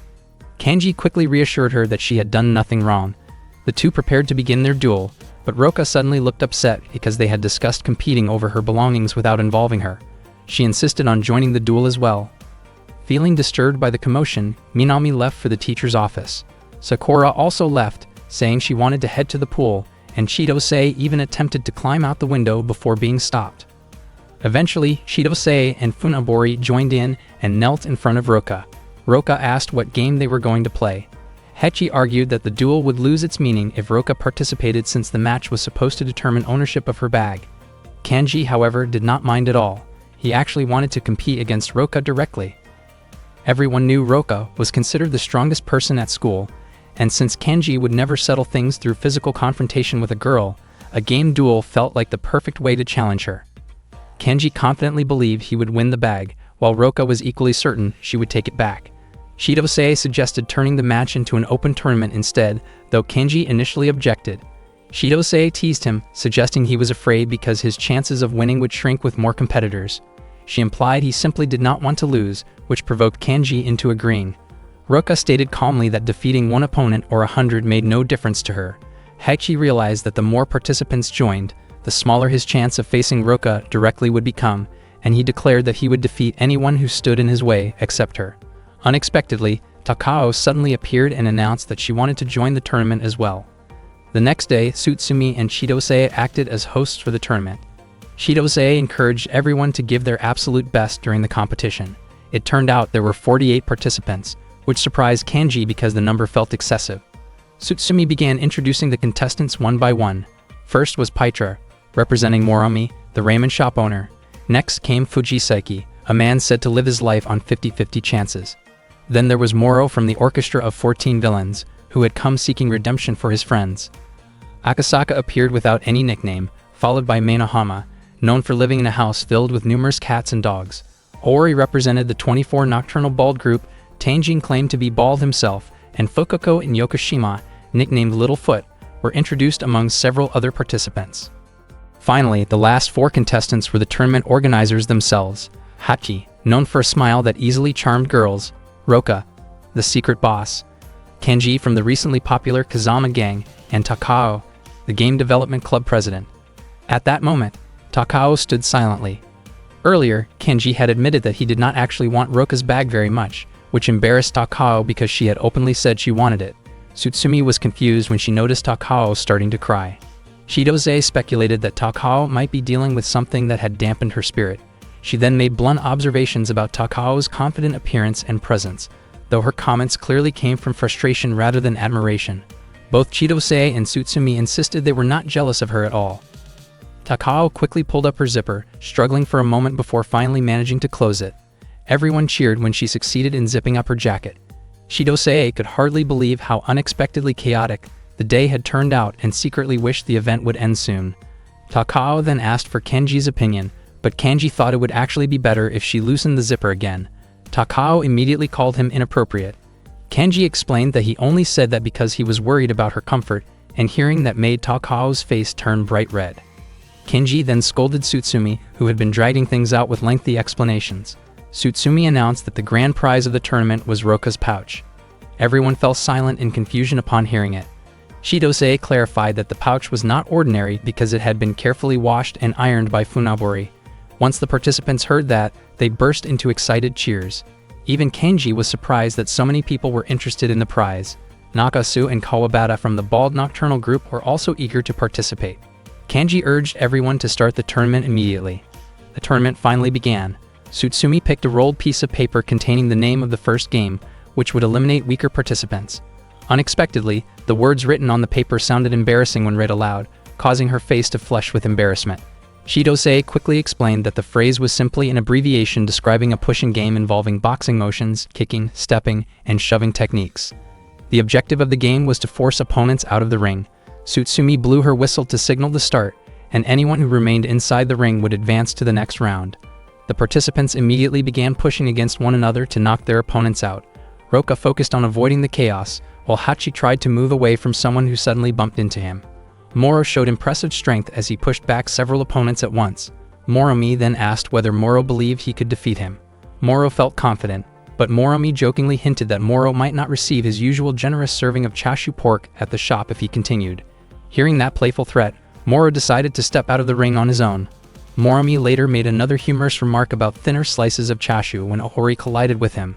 However, Ohori felt there was something far more urgent to worry about: Roka's powerful swan technique. Both of them panicked and accidentally fell out of the ring. Meanwhile, Takao looked nervous as she watched people pushing each other around her. Fujiseki declared that he would push Takao because his compass supposedly guided him to do so. He began moving toward her enthusiastically, describing his actions in an overly dramatic way that annoyed both Tsutsumi and Chidose. Fortunately, Kanji reacted quickly and kicked Fujiseki out of the ring, then warned Takao that she should step out if she truly did not want to compete. Suddenly, Takao pushed Kenji instead, admitting that she did not want him to win the tournament. Kanji was confused by her statement. At that exact moment, the zipper pull on Takao's jacket snapped off and flew forward, accidentally hitting Kanji in the eye and causing him to fall. The crowd erupted in cheers at the unexpected turn of events, jokingly describing it as a perfectly timed accident. Shidose and Tsutsumi felt both frustrated and amazed, reluctantly admitting that Takao seemed to operate on an entirely different level from everyone else. Takao quickly tried to help Kanji regain his senses. Not long afterward, the whistle blew, signaling the end of the first round. All participants who were still inside the ring earned the right to move on to the next stage. Takao herself was shocked to realize that she had successfully remained in the ring. The tournament games were still ongoing, and the remaining participants felt confident that each of them would ultimately win. At that moment, Kanji finally regained consciousness after fainting. When he opened his eyes, he saw Hachi standing in front of him, firmly holding his hand. Hachi looked genuinely relieved and showed clear concern for him. Kanji was startled and asked Hachi to let go, but Hachi's grip remained surprisingly strong. Funabori felt relieved to see that Kanji had woken up. She immediately asked whether he still felt anything unusual in his body. Kanji noticed her appearance looked rather unusual, and Funabori explained that she had been assigned to the first aid team. Tsutsumi had given her the outfit while she was treating him, and Sakuragoka had been wearing the same uniform as well. Kanji wondered why Funabori was the one taking care of him. Funabori then explained what had happened earlier. Takao's zipper had accidentally come loose and struck Kanji on the forehead, causing him to collapse. Hearing this made Kanji finally remember the incident, and he declared that he would never forgive Takao. However, Funabori clarified that Takao had not meant to hurt him and had felt extremely sorry about the accident. In fact, Takao had also helped take care of him afterward. Kanji found that surprising because he had always thought Takao was clumsy. Funabori admitted that she had applied most of the bandages because Takao struggled to do it properly, although Takao had insisted on finishing the treatment herself. From Kenji's perspective, Takao had both injured him and been responsible for finishing him off in the match. Kanji thanked Funabori for helping him and then questioned why Hachi was still holding his hand. Funabori explained that, while Kanji was unconscious, the tournament had already advanced to the semifinal round. Kenji's next opponent was Hachi, and their match would be decided through a thumb wrestling contest. Kanji could not believe he had been placed in the semifinals without competing like everyone else. Hachi explained that the tournament had continued while Kanji was unconscious. Kanji wondered why he had been treated so generously, and it turned out that all the remaining participants had agreed to it. One participant had suggested giving Kanji a bye since he was still unconscious. Shinkiba said he had no objection. Usaki understood because Kanji's condition resulted from an accident, and Azuma even praised Kanji as a courageous man for protecting Takao from Fujisaki earlier. Shinano added that Takao's zipper incident had been unexpectedly impactful, so it made sense for Kanji to rest until he recovered. Uemachi raised no complaints at all, while Tanazu and Ayer said it would have been troublesome if Kanji had withdrawn at that point, and they wanted the chance to face him fairly. Takao felt deeply grateful toward everyone who showed understanding toward Kanji. Shiba and Shinagawa also said they had no issue with the decision, although they jokingly remarked that they would not go easy on Kanji once he recovered. Everyone had shown great kindness, but unfortunately none of them made it to the semifinals, leaving their hopes resting on Kanji. Kanji then asked how the other semifinal match was going. At that moment, the semifinal between Roka and Takao was still underway, and both of them looked completely exhausted. They had already collided many times, yet neither of them had fallen. Kanji grew curious about what kind of game they were even playing. It turned out to be musical chairs, although they had completely ignored the chairs and instead turned the match into a test of strength. Funabori explained that Roka and Takao had initially followed the normal musical chairs rules, but over time the competition had transformed into a pure strength duel. Roka pushed forward using her head, and Takao pushed back just as fiercely. The two continued competing with unwavering determination, and neither showed signs of giving up. Kanji wondered whether their intense determination had made them lose sight of the original rules. Haki then invited Kanji to begin their semifinal match. The rules were simple. Whoever managed to pin the opponent's thumb down for 10 seconds would be declared the winner. They immediately started their thumb wrestling match. At the same time, Takao and Roka collided once again in their own battle. Kanji and Haki took turns attempting to hold each other's thumbs down. Kanji soon became annoyed because the audience barely paid attention to their match. He complained to the announcer, asking for commentary on their battle as well. Tsutsumi casually remarked that Kanji and Haki's match seemed rather dull because they were strictly following the rules. That comment only made Kanji more determined to win. Hachi also remained focused on claiming victory in the tournament, just as Takao firmly believed that she would become the champion. Funabori then asked Kanji which opponent he actually hoped to face in the finals, Roka or Takao. Kanji found the question strange because, in his mind, he would obviously face whoever won the semifinal. Funabori wondered whether he truly did not care who his opponent would be. Kanji answered that he wanted to face the stronger competitor because defeating the strongest opponent was the only way to be recognized as a true champion. He admitted that he had once wanted to face Roka specifically, but that desire would mean nothing if he failed to win his semifinal match first. Takao and Roka secretly overheard the conversation. Roka grew increasingly irritated because earlier Kanji had not even cared about her bag, and he also showed no interest in who won the semifinal round, even though he had once been eager to face her in a duel. To Roka, it felt as if Kanji had insulted her. The atmosphere around her turned intense, making everyone nearby uneasy. The wind around the arena began to blow strongly, and Chidose became convinced that Roka was completely serious this time. Chidose then told Takao to step aside, warning that something bad might happen if she continued to face Roka. Tsutsumi asked what Chidose meant by something bad. Chidose explained that the pressure from Roka's energy could become overwhelming and might even cause Takao's clothes to tear or create a powerful shock around her.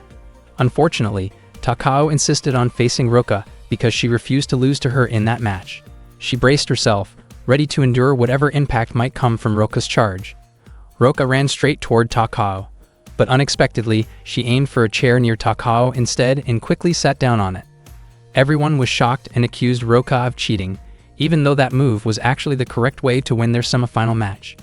Seeing Roka declared the winner made Hachi even more motivated to win his own semifinal and prepare for the finals, so he focused on finishing his match against Kanji. Without realizing it, Hachi had already had his thumb pressed down by Kanji for 10 seconds, securing Kanji's victory.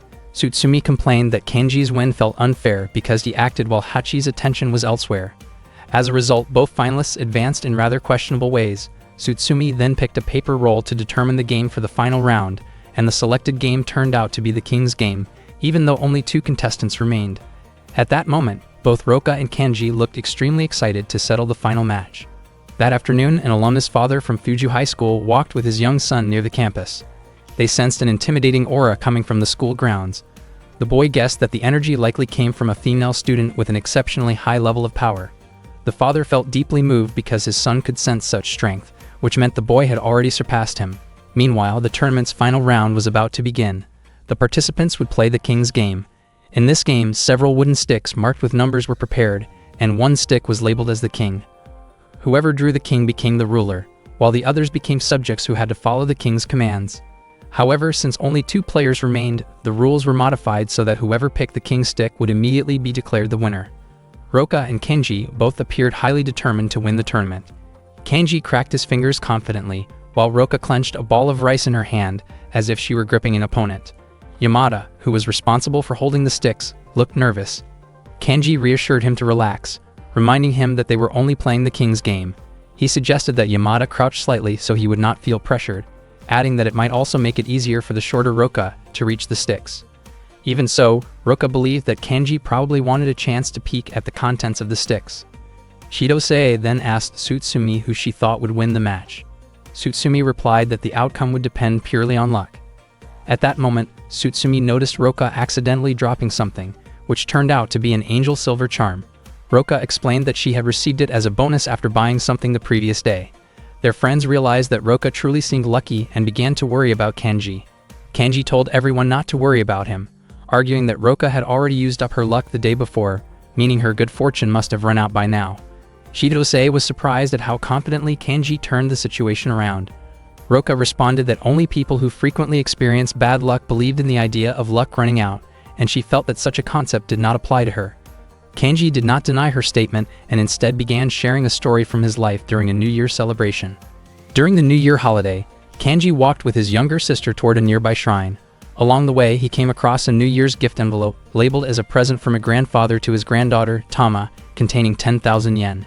Hearing the story, Roka commented that Kanji must be an incredibly lucky person. Kanji continued explaining that he believed Tama was probably worried after losing such a large amount of money.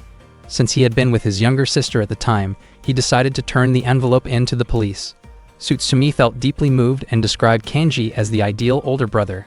Chidose admitted she never expected such honesty from someone with Kanji's delinquent reputation. According to the rules, if no one claimed the lost item within 6 months, the finder would be allowed to keep it. However, even after 6 months had passed, Kanji still insisted that the money did not belong to him.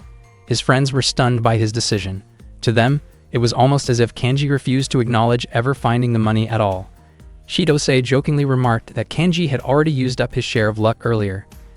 Everyone quietly hoped that Tama would eventually come to the police station to reclaim her money. At that moment, a tense atmosphere surrounded Roka and Kanji, making Yamada uncomfortable enough that he could barely stand near them. Roka picked up one of the wooden sticks and declared that Kanji was the toughest opponent she had ever faced. Kanji responded by saying he felt the same way about her. Roka then asked what Kanji planned to do with her pouch if he won the tournament. Kanji realized he had not even thought about it yet. He answered that he would keep it carefully as proof that he had defeated her. Roka smiled, though she admitted his answer was not what she had expected. Kanji interpreted her question as a sign that she had already accepted defeat, but Roka's intense gaze immediately made him nervous. Their friends noticed that her words had put Kanji under pressure. Tsutsumi reminded them that dismissal time was approaching and urged both of them to grab their wooden sticks quickly. Roka and Kanji struggled against each other, each trying to control a stick. Kanji declared that he would not rely on luck alone, because luck by itself would never make him a king. He pushed forward, sending both sticks flying into the air, then announced that the winner would be whoever caught the king's stick first. Tsutsumi and the others were shocked by his sudden move, while Chitose warned Roka not to fall for his tactic. Roka attempted to strike toward Kanji's head, but he swiftly dodged. Kanji dashed toward Yamada, used him as a stepping point, and leaped into the air to grab the stick. Everyone watched in amazement at his agility. After landing, Kanji proudly showed the king's stick to Roka. Seeing this, Tsutsumi immediately declared Kanji the winner, and their friends erupted in cheers. Kanji approached Roka, prompting her to ask why he came closer. He admitted he was simply curious about her expression after losing. Roka accused him of fighting unfairly, and Kanji asked whether that meant she accepted her defeat. Roka acknowledged her loss, especially since she had been the one who challenged him in the first place. She added that she was glad Kanji intended to keep her pouch, and said she would have been disappointed if he refused to do so. Before leaving, Roka mentioned that next time she wanted them to compete in a game that did not depend on luck. She then tossed the stick she had caught, revealing that it was actually a broken piece of the king's stick. Kanji realized that their abilities were evenly matched. Roka walked away with a gentle smile on her face. At that moment, Hachi praised Kanji's performance and, for the time being, allowed him to keep Roka's pouch. Kanji wondered whether Hachi had finally given up. Instead, Hachi firmly shook Kanji's hand and explained that the two of them were still rivals, both in matters of romance and in competing over Roka's pouch. Kanji immediately felt uneasy and tried to pull his hand free from Hachi's strong handshake. That day, Kanji and Takao were summoned to the disciplinary guidance room, where Minami and two other teachers held a formal meeting for them. Minami asked whether they understood why they had been called in. Kanji assumed it was because of the commotion they caused the previous day, but his guess turned out to be wrong. The real reason was the incident involving Takao's jacket zipper, which had suddenly snapped open and struck Kanji. Both of them were shocked that such an event had become a serious issue. Minami explained that several teachers and parents had begun questioning the durability of the school sports jackets. Kanji felt the concern sounded unreasonable, but Minami emphasized that student safety had to come first whenever complaints were received. Takao realized the situation was entirely her responsibility. The damage happened because she insisted on wearing a jacket that was already too tight for her. To Kanji's surprise, Tama had apparently mentioned this detail openly in front of the teachers. Takao apologized and admitted that she had previously blamed growth changes to hide the fact that the jacket no longer fit her properly. Kanji found it strange that Takao described it that way, which made him wonder if she truly understood why the zipper failed in the first place. Minami asked both of them to remain calm. Although Takao and Kanji had started the original incident, there was another reason the problem had grown larger. Other students had begun copying what became known as the Boeing zipper incident. Hearing this, Kanji and Takao were stunned. Minami added that the number of students affected kept increasing. The first reported cases involved Ohori and Moromi. Minami questioned why they had deliberately put themselves at risk by recreating the zipper stunt. Moromi explained that he thought imitating it would make him feel as bold as Takao. Ohori shared an exaggerated comparison about the sensation of strong wind while moving at high speed, though both admitted they ended up being scolded at home for damaging their sports jackets. The two even argued with each other afterward, each trying to shift the blame. Minami then mentioned a more serious case involving a second-year student named Sajanuma. After witnessing Takao's zipper incident, Sajanuma attempted to imitate it out of misplaced confidence. The attempt failed and embarrassed him greatly, causing him to lose motivation and stop attending school for a while. Kanji believed the situation resulted from Sajanuma's own decision, especially since the jacket itself had not actually been defective. Takao wondered if she should apologize to Sajanuma, but Kanji felt that doing so might only worsen the situation. Minami explained that many similar cases had appeared and asked everyone present for their opinions. Instead, Kanji asked for Minami's perspective, since she was always seen wearing a student sports jacket. Ori became convinced there must be a story behind it, prompting Minami to share her past. When Minami was still a temporary teacher, she struggled to adjust to arriving at school early each morning. Commuting alone from Hakioji felt difficult for her, even though the distance was not especially far. Around that time, a student named Tatsuka noticed that Minami often arrived late and looked exhausted. Minami barely remembered Tatsuka's face, but when graduation day came, he achieved excellent results. Before leaving school, he gave his sports jacket to Minami. Because her own clothes were often worn out, Tatsuka hoped she would continue using the jacket, saying it might even be happier if it was worn until it finally gave out from years of use. That was how Minami obtained the sports jacket, and she had managed to keep it in good condition ever since. The story moved one of the teachers beside her to tears. While looking at the jacket more closely, Minami then realized that its original owner before Tatsuka had actually been Nobuhito. Takao was also deeply touched by the story and tearfully suggested that Minami could take her sports jacket after graduation someday. Minami declined, explaining that Takao's size would not suit her, and the other teachers gently refused as well. Takao sincerely apologized to everyone for the trouble she had caused. Kenji concluded that the zipper incident was an unusual accident rather than anyone's fault. In his opinion, there was no need to replace the sports jackets at all. Minami herself had proven how durable they were, and the jackets clearly lasted a long time, so the matter did not need to be exaggerated further. Minami agreed but reminded Takao to avoid repeating the zipper incident in the future. Takao promised she would be more careful, especially since she had already bought a larger jacket. Kenji felt relieved that the issue was finally resolved. Takao admitted she regretted causing so many problems, but Kenji reassured her that she had unfairly become the center of attention and should not blame herself too much. Before returning to class, Takao asked whether Kenji had any plans for the weekend. She felt the situation would not have been resolved without his help, so she wanted to treat him as a gesture of appreciation. Takao and Kenji met up over the weekend. Kenji asked if it was true that Takao was going to treat him to food or movie tickets, but he felt confused about why the two of them had to wait in line at that particular place. Earlier that day, Takao had dressed in a more feminine outfit than usual, which surprised her mother. Takao's older sister was also puzzled, since Takao normally preferred wearing simple t-shirts or jackets. Takao's mother quickly understood the reason behind her daughter's appearance. She believed it had something to do with the video game Takao had been eagerly waiting for, which was scheduled to release that very day. Takao suddenly realized the date matched the game's launch and immediately panicked, leaving her eldest sister even more confused by her reaction. Takao apologized to Kenji because their plans had ended up falling apart. Kenji calmly told her that if she had really wanted to go somewhere else, she could have told him earlier and they could have rescheduled for another day. For Takao, gathering the courage to invite Kenji out again would not be easy. Kenji decided he might as well head home and suggested that Takao could simply buy him something from the school cafeteria later instead. Before Kenji left, Takao reminded him that he owed her a favor from when they had played a fighting game together. She asked him to stay with her until the game shop opened, saying that once he did, his debt would be fully repaid. Kenji agreed, especially since he had already come all the way to meet her. He then asked what kind of game Takao was so excited to buy, and Takao's face immediately lit up with happiness when she heard the question. The game Takao loved most was Magic Village. The first Magic Village game had been released in 1987, and its sequels had continued to be produced ever since. The action fantasy game, which represented Japan's classic game era, told the story of Mason, a royal wizard trying to rescue Queen Ashin after she was kidnapped by a demon king. The gameplay was fairly challenging, and the graphics had remained mostly unchanged for nearly 10 years, giving longtime fans a nostalgic feeling reminiscent of legendary retro titles. Takao enthusiastically explained every detail about Magic Village.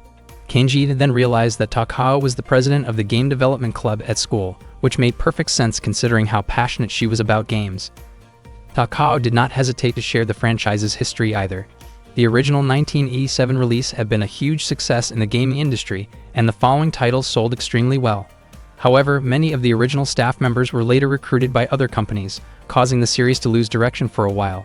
Several releases afterward failed to meet expectations. The game being sold that day, however, was the newest installment, developed by reunited staff members and expected to become a masterpiece. The latest version featured dramatically improved graphics, although Takao personally still loved the older visual style. Kenji eventually noticed that many people in line were dressed as characters from the game. Takao explained that the shop was very famous. She chose that location because it was close to her house, and the store also offered exclusive accessories at affordable prices. One item she especially wanted was a phone charm featuring Mason riding Engar the dolphin. Takao could hardly wait to buy it, and Kenji found himself hoping the store would open soon as well.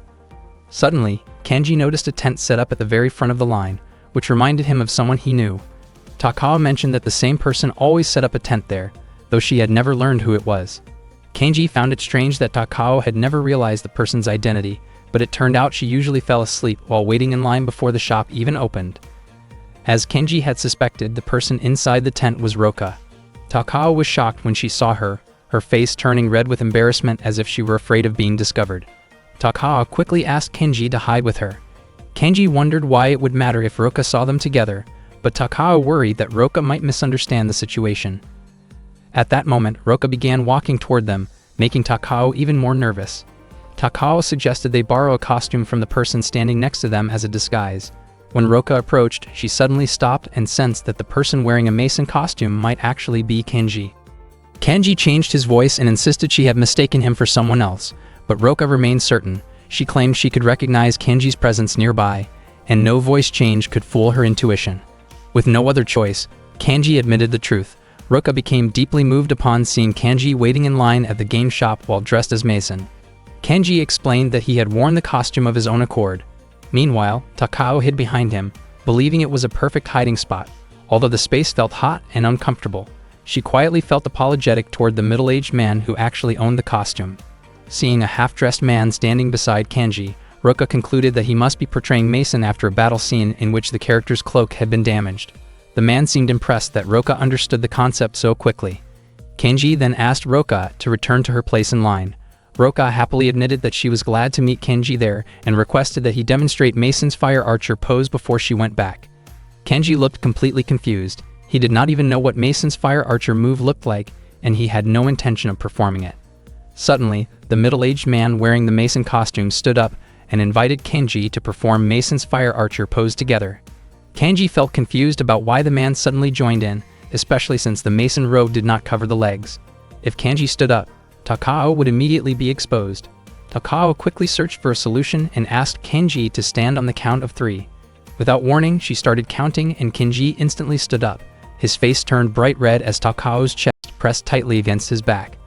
Takao apologized, worried that her weight might be uncomfortable, but Kenji said it was not a problem. Still, he felt tense because of how close they were. Takao's face also flushed deeply as Kenji's hair brushed against her face. The man in the Mason costume began performing the fire archer movement, and even the person standing next to Kenji followed along. Kenji quickly copied the pose as well, which moved Roka emotionally. She became extremely excited and started telling everyone around her. After that, she asked Kenji to perform the cold freeze move, but Kenji refused and told Roka they should leave right away. Roka then asked whether Kenji was still taking care of her pouch. Kenji was surprised she brought it up at that moment. Roka admitted that she had been too embarrassed to ask about it back in the clubroom. Kenji explained that he simply did not know what to do with the pouch, so he had been carrying it in his bag the whole time. Roka did not mind and soon left. Kenji mentioned that he had not seen Roka use her fire element in a long time. Hearing that, Roka's expression suddenly turned flat and slightly intimidating. Once the situation felt safe, Takao quickly climbed down, and Kenji took off the Mason costume, which felt hot and smelled unpleasant after being worn for so long. Kenji grew puzzled when he noticed Takao standing silently. She admitted that she was not feeling well, but when Kenji tried to check on her condition, she suddenly ran off instead. Everyone nearby turned to look at Kenji, leaving him feeling embarrassed. Not long after, the store finally opened. At that moment, Takao stopped in front of a vending machine because she had been holding back nausea for a while. She then realized how badly she had left Kenji alone earlier. Takao felt disappointed in herself and did not know what she should do next. She thought that if she returned, Kenji might already be gone. It would probably be difficult to meet him tomorrow, and she had not even managed to buy the game she wanted. Suddenly, Kenji appeared carrying the game, surprising her. He immediately handed it over, leaving Takao confused about why he bought it for her. It turned out that once the store opened, the people waiting in line allowed Kenji to purchase the game first so he could go after Takao. Kenji himself did not fully understand why they insisted. Kenji then asked why Takao had run away so suddenly if she was feeling sick. Takao sincerely apologized for all the trouble she had caused that day. Kenji could not understand why she felt so guilty and simply asked whether she was feeling better now. He then jokingly asked Takao to buy him some food because he was extremely hungry. Takao smiled and agreed. The two of them went to a cafe to eat together. After they finished their meal, Takao told Kenji that all of her money had already been spent on the game earlier. During lunch break, Yokoshima introduced himself as the dump truck and bulldozer of the Kazama gang.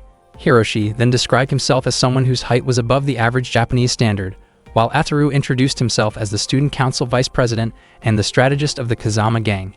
Kanji felt confused about why the three of them suddenly started introducing themselves during lunch. Suddenly, Hachi arrived and introduced himself as Kenji's partner in the temporary game development club. Kanji finally realized that his three friends had actually been introducing themselves to Hachi. Hachi immediately stood in front of them, which irritated Kanji. Ataru laughed and commented that Kenji's clubmate seemed like a fun person. Kanji quickly denied that claim and insisted that Hachi was not his friend. Hachi felt slightly hurt by the remark, but they eventually continued eating lunch together. Hachi then asked whether Kenji had left his bag in the classroom and admitted that he was worried about Roka's pouch inside it. Kanji was surprised that Hachi even knew the pouch was in his bag. It turned out that Roka had told him earlier. Hachi felt relieved, believing that meant Kanji was still taking good care of the pouch. Not long after, Hachi excused himself, which made Kanji suspicious. Kanji assumed that Hachi was only interested in Roka's pouch. Hachi asked Kanji to trust him, explaining that he no longer had any claim over the pouch after losing the previous tournament. Because of that, he believed it should be fine for him to at least look inside the bag containing it. Ataru allowed Hachi to join their lunch, but did not appreciate seeing Kanji bothered. Soon, Ataru also became curious about the bag and wanted to check it first himself.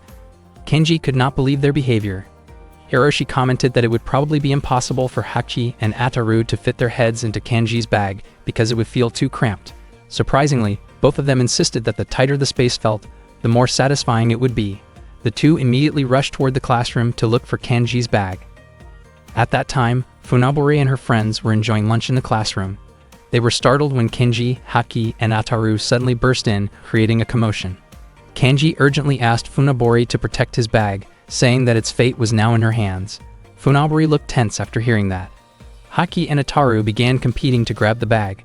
Funabori quickly held onto it, while Kanji begged her not to hand it over to either of them. She lifted the bag high into the air as the three boys struggled to reach it.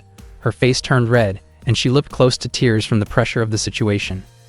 Kanji restrained Hachi and Ataru, then asked Funabori to throw the bag out the window. Instead, she scolded him, saying that he should take better care of his belongings. Kanji then asked her to hide the bag, but Funabori did not know where to hide it. She briefly considered hiding it somewhere difficult for the boys to reach, then immediately dismissed the idea and shook her head. Realizing it was not a good solution, Kanji wondered why she suddenly shook her head. After hearing Kanji mention the word head, Funabori suddenly decided to put her own head inside Kenji's bag to keep it safe. She felt uncomfortable inside the bag and thought it might hurt if someone pulled it away, but she trusted that Hachi and Ataru would not harm her. Hachi and Ataru praised Funabori, jokingly calling her the winner of their cramped space challenge. Both Kenji and Funabori were shocked to hear that. One day, Noe stood in front of the temporary game development club room, still unable to believe that her older brother had joined the club. At that moment, Roka and Takao were walking toward Roka's clubroom. Suddenly, Shidose became annoyed and loudly demanded to know who had been peeking into her clubroom the whole time. Noe was startled. Everyone looked confused upon seeing her, and Roka gently pushed her inside the clubroom.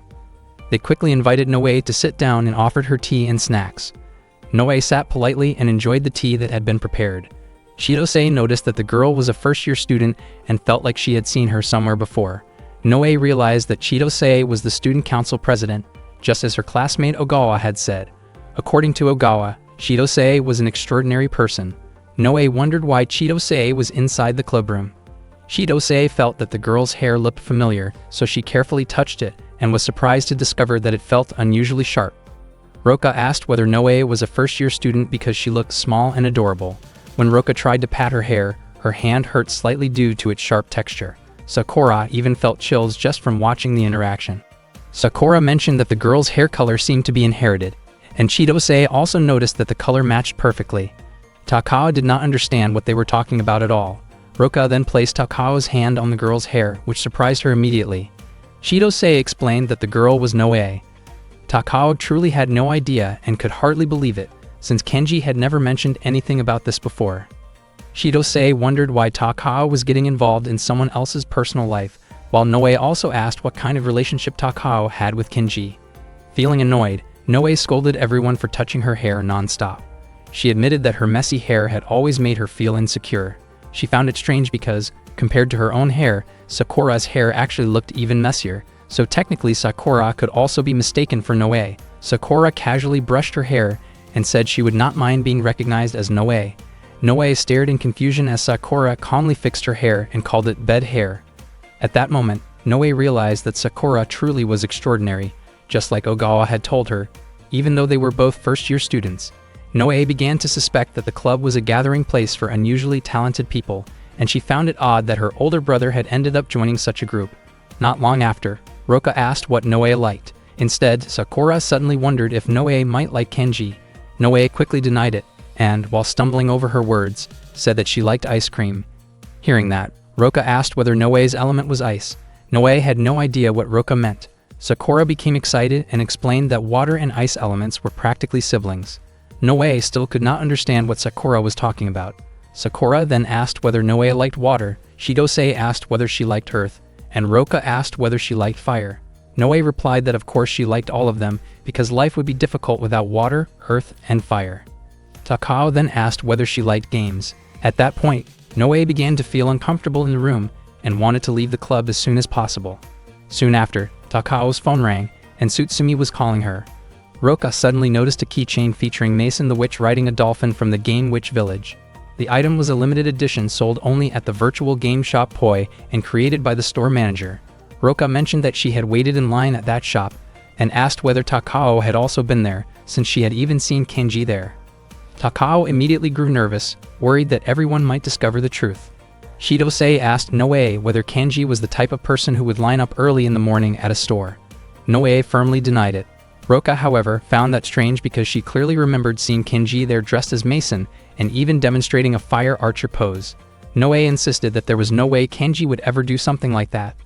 Takao became increasingly anxious and thought that she needed to protect Kenji's reputation. If she told the truth, it might lead to misunderstandings. Reluctantly, Takao claimed that she had ordered Kenji to buy the game for her. Noe was shocked to hear that. Shidose assumed that Kenji must have owed Takao a favor, which explained why Takao treated him like an assistant, and Takao admitted it. Shidose then asked whether Takao had also told him to cosplay, while Roka wondered if Takao had instructed him to perform the fire archer act as well. Takao had no choice but to agree and emphasize that Kenji had only been following her orders. Takao believed that this explanation would allow Noe to continue respecting Kenji, but instead, Noe began to look frightened of Takao. She wondered who Takao really was and how Kenji could obey her so completely. Noe recalled Ogawa mentioning that a girl in the game development club named Takao was incredibly impressive. Seeing Takao up close made Noe even more intimidated. Nervously, Noe asked Takao to keep some distance, but in her panic, she accidentally bumped into Takao, which embarrassed Takao. Startled, Takao reflexively pushed her away, causing Noe to fall along with two novels that dropped beside her. Takao immediately apologized. Noe suddenly burst into tears and called out for her older brother, exclaiming dramatically that Takao had knocked her down. She quickly ran out of the club room. Takao looked confused, insisting that she had pushed Noe with her hands, not anything else. That afternoon, Noe approached Kenji and mentioned that she had stopped by the temporary game development club room. Kenji did not say much afterward, but he quietly bought her the most expensive ice cream at the supermarket. The next day, Noe planned to return the lunchbox Kenji had accidentally left behind. While walking through the corridor, she unexpectedly ran into Takao. The two of them immediately felt awkward because of what had happened before. Takao was about to apologize, but Noe suddenly knelt first and apologized to her instead. She never expected to run into Takao that day, especially someone she saw as incredibly impressive. Takao felt that Noe had completely misunderstood her and quickly asked her to stand up. Noe repeatedly apologized and admitted that she had never intended to touch Takao inappropriately. When Noe almost started describing the incident out loud, Takao quickly covered her mouth so no one nearby would overhear. At that moment, Noe felt extremely nervous around Takao and wondered why she had to run into her again, even blaming Kenji for somehow being the cause of it all. As the conversation continued, Noe realized that Takao actually seemed quite cute, and she nearly found herself staring at her without meaning to. Wanting to escape the awkward situation, Noe tried to leave, but Takao instead invited her to have lunch together. Confused, Noe asked why Takao wanted to eat with her. Takao explained that she simply wanted to be friends now that their misunderstanding had been cleared up, assuring her that she had no hidden intentions. Noe became suspicious because Takao looked unusually flustered. She even worried about what Takao might do next. Noe declined the invitation, saying she needed to deliver Kenji's lunchbox, secretly relieved to finally have an excuse to leave. However, with a slightly red face, Takao suggested inviting Kenji to join them for lunch instead. Noe immediately assumed Takao might start bossing Kenji around again. Feeling embarrassed about having lunch with her older brother and realizing her own lunchbox was still in her classroom, Noe hesitated. Takao then offered to deliver Kenji's lunch herself, since her classroom was right next to his. Hearing this made Noe anxious, imagining Takao teasing Kenji too harshly, and she began to panic because she did not know what to do. At that moment, Roka happened to pass by and told Takao to stop scaring Noe. Takao insisted she was not doing anything wrong, but Roka noticed how frightened Noe looked and accused Takao anyway, even calling her Takao Thunder. Some nearby students jokingly imagined Takao dressed like a flashy fantasy mage, which only added to the awkward atmosphere. Takao reassured both Noe and Roka that she only wanted to deliver the lunch Kenji had forgotten. Hearing this, Roka offered to handle it instead since she was in the same class as Kenji, and Noe quickly agreed. Roka reached for the lunchbox, but Takao grabbed it back, and the two ended up arguing over who should deliver it. During the struggle, Roka accidentally pushed Takao, causing the lunchbox to bounce away after hitting Takao and flying across the hallway. The unexpected scene left everyone nearby stunned. Both Roka and Takao immediately felt guilty for ruining Kenji's lunch. Noe said it was not a big deal and even felt relieved that the situation was finally over. Takao wanted to give Kenji her own lunch as a replacement, but she had not brought one that day. Instead, she offered some homemade cookies she had prepared earlier. This made Noe start to wonder if Takao might actually be a kind person. Roka, however, thought cookies alone would not be filling enough, so she decided to add a special lunch prepared by her younger sister. The three of them hurried to deliver the food to Kenji. Kenji was confused about why his younger sister arrived together with Takao and Roka, but before he could ask anything, they quickly ran off. When Kenji opened the lunchbox, he found a note inside that read that someone cared deeply about their older sibling. His classmates immediately teased him, joking that he must act like an older sister at home, which Kenji firmly denied. Meanwhile, Shidose felt puzzled when she noticed Noe hanging out with Takao and Roka in the temporary game development club room as well. One day, the members of the temporary game development club were playing poker with Takao. Kenji looked pleased with the cards he had received, but Shidose and Roka were both convinced that they would be the ones to win. Sakura asked everyone to reveal their cards. Kenji had a straight flush. Sakura had a master flush. Shidose had a Mr. Kid's flush, and Roka had a Joe flush. Kenji was confused because those kinds of cards were not supposed to exist in poker, but apparently that was simply how poker worked in the game development club. According to Roka, to make things fair, Kenji's hand should have been something like a Gandhi flush or a lavender flush. It turned out that having 5 cards with matching character images could defeat any normal combination or sequence. Kenji finally understood why his deck had felt unusually thick from the start. Takao then wondered about her own cards, which consisted entirely of characters taken from over-the-top magazine stories. Surprisingly, the cards still formed a valid sequence. Sakura admitted that she had never seen anything like it before and thought the cards looked impressive. Kenji could only wonder how many character cards they had actually added into the deck. Shidose then told Kenji to buy drinks for everyone since he had lost the poker game. With no real choice, Kenji left to fulfill their orders, still puzzled about why they could never play a normal game properly. As soon as Kenji stepped out of the club room, someone suddenly grabbed him and slammed him to the floor. Not long after, Ataru rushed into the game development club room with urgent news, saying that something serious had happened. He explained that Kenji had been kidnapped. Shidose and the others were surprised that something like this had happened again, and Shidose even joked that Kenji's elemental trait must be Princess Pinch. Roka and Takao looked genuinely worried about Kenji's condition. Shidose suggested they leave him alone for the moment because she assumed Kenji had probably caused trouble again. However, Ataru insisted that this time it was not Kenji's fault. Ataru showed them a text message claiming that Kenji was being held captive and asking Shidose to come to a certain classroom immediately. The message was sent by Tama and included a photo of Kenji tied up. Shidose recognized Tama as a third-year student known for her intimidating reputation. Sakura wondered whether something had happened before that made Tama bold enough to challenge Shidose directly. Shidose admitted she did not know what would happen, but she decided they should meet the sender anyway.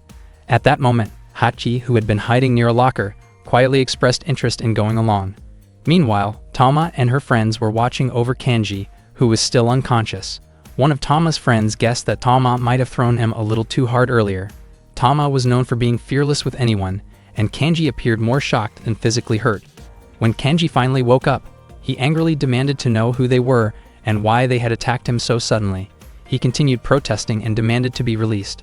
Tama was surprised that Kanji did not recognize them, so she introduced herself along with her friends Azuma, Naganuma, and Shinsen. Kanji realized they were all third-year students and wondered why they had captured him. Tama explained that Kanji seemed like an easy target and that she intended to use him as bait to lure the temporary game development club members. Kanji could not understand why he had been turned into a hostage. As Tama was about to explain further, Shinsen stated that they had unfinished business with the game development club. Shinsen asked whether Kanji truly did not remember her. Kanji tried to recall anything about Shinsen, but could not remember at all. It turned out that she had been one of the participants in a previous tournament, secretly operating inside the Ire robot, something Kanji had never realized. Azuma mentioned that she had watched the tournament from the audience and had been sitting next to Funaburi. Hearing that annoyed Shinsen, who complained that Azuma got to watch comfortably while she had to hide inside a robot after being ordered by Tama to spy. A short while later, Tama checked Kanji's phone and found a message from Ataru saying that starting that day, Shidose had given Kanji the nickname Princess Pinch.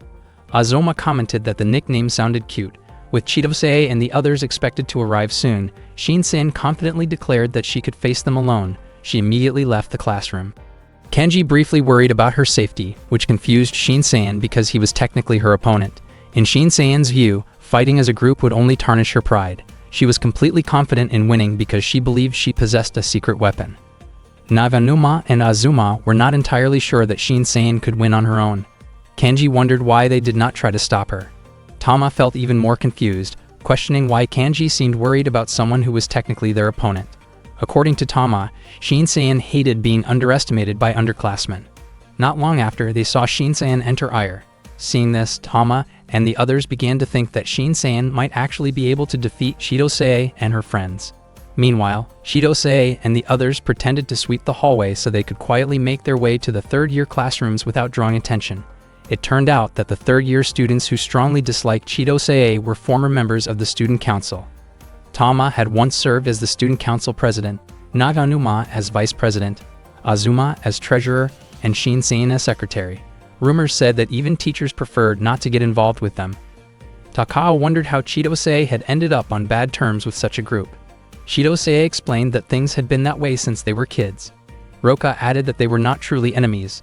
The situation had grown out of misunderstandings and small problems that kept piling up over time. Even so, Shidose jokingly hoped they would graduate soon and struggle to find jobs afterward.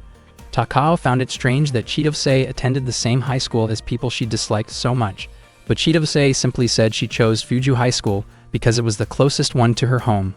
Suddenly, Ataru and Hachi were knocked down by an attack from the Ire robot. Ire was a secret machine that had been passed down through generations within the science club.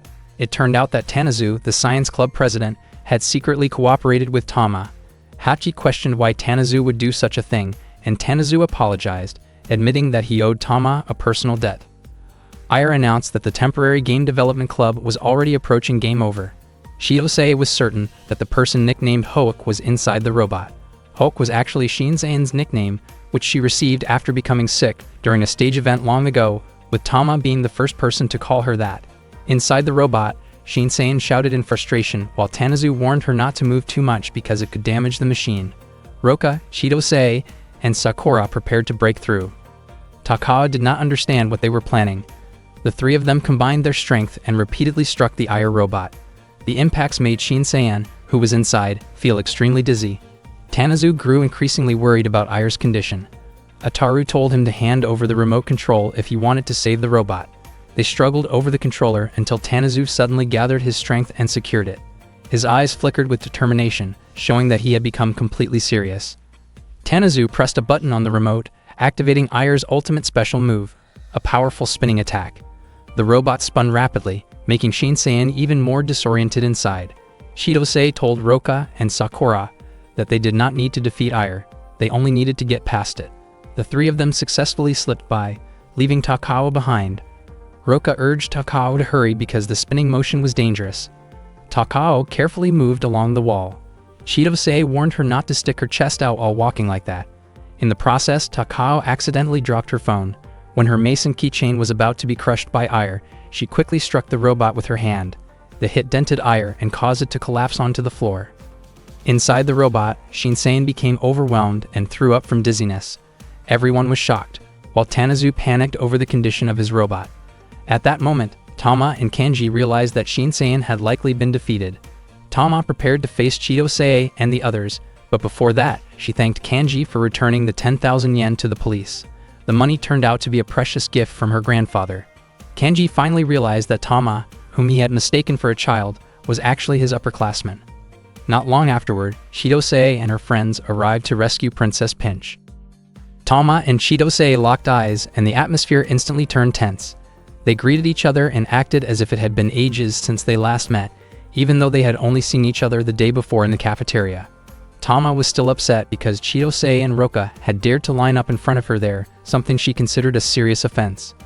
Kanji found it strange that such a small incident had turned into such a big issue for both of them. Chidose and Tama stepped forward, ready to start a confrontation.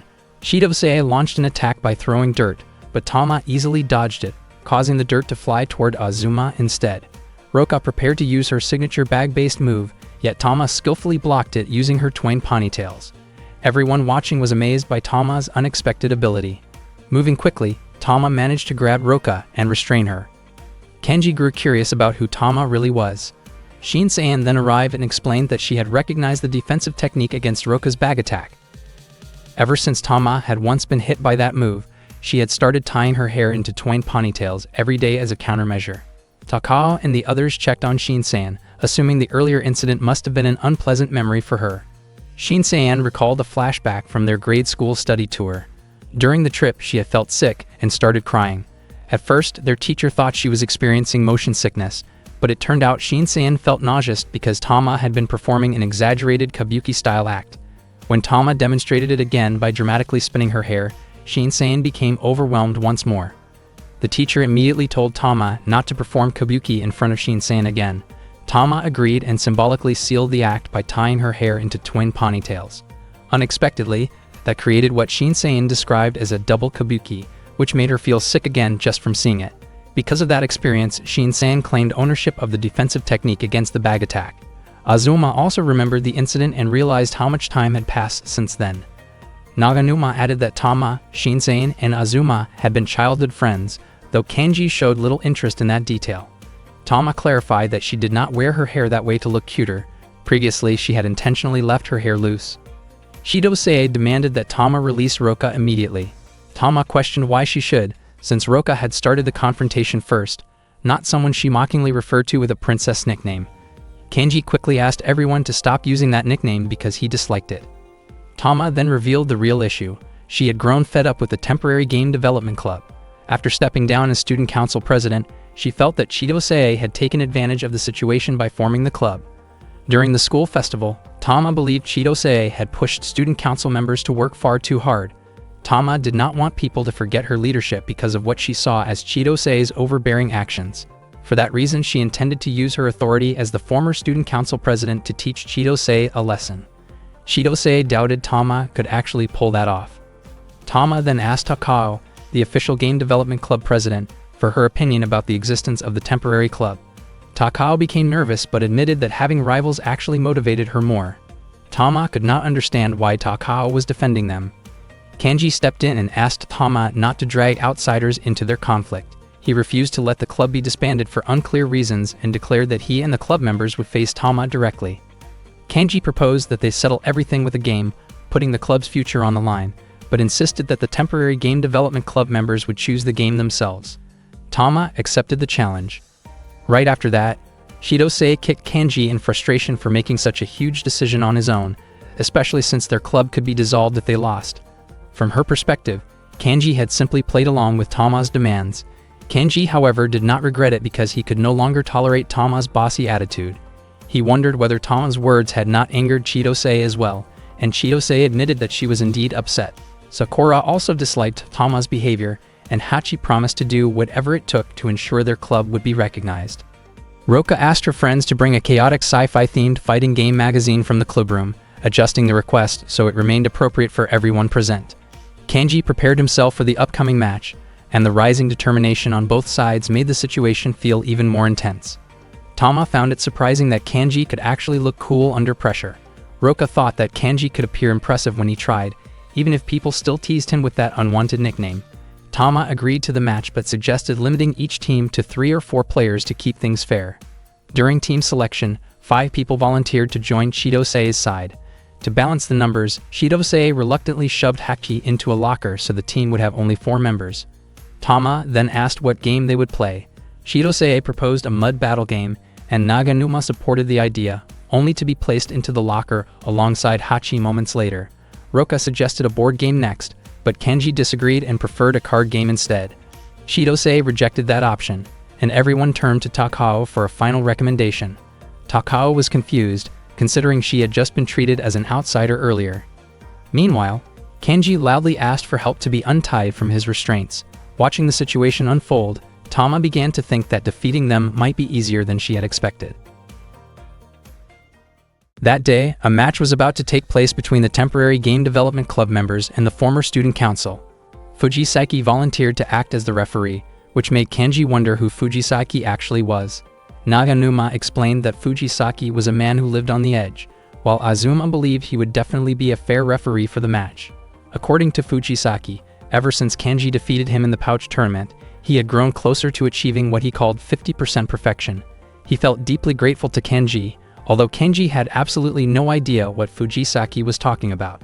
Tama then asked what game they were going to play.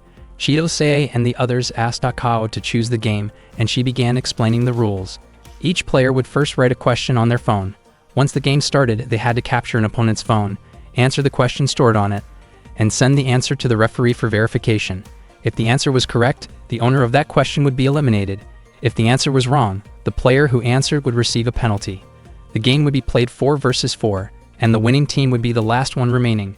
The entire school would serve as the arena, and the game was called Phone Thief. Kanji quickly understood and summed it up as taking the opponent's phone by force.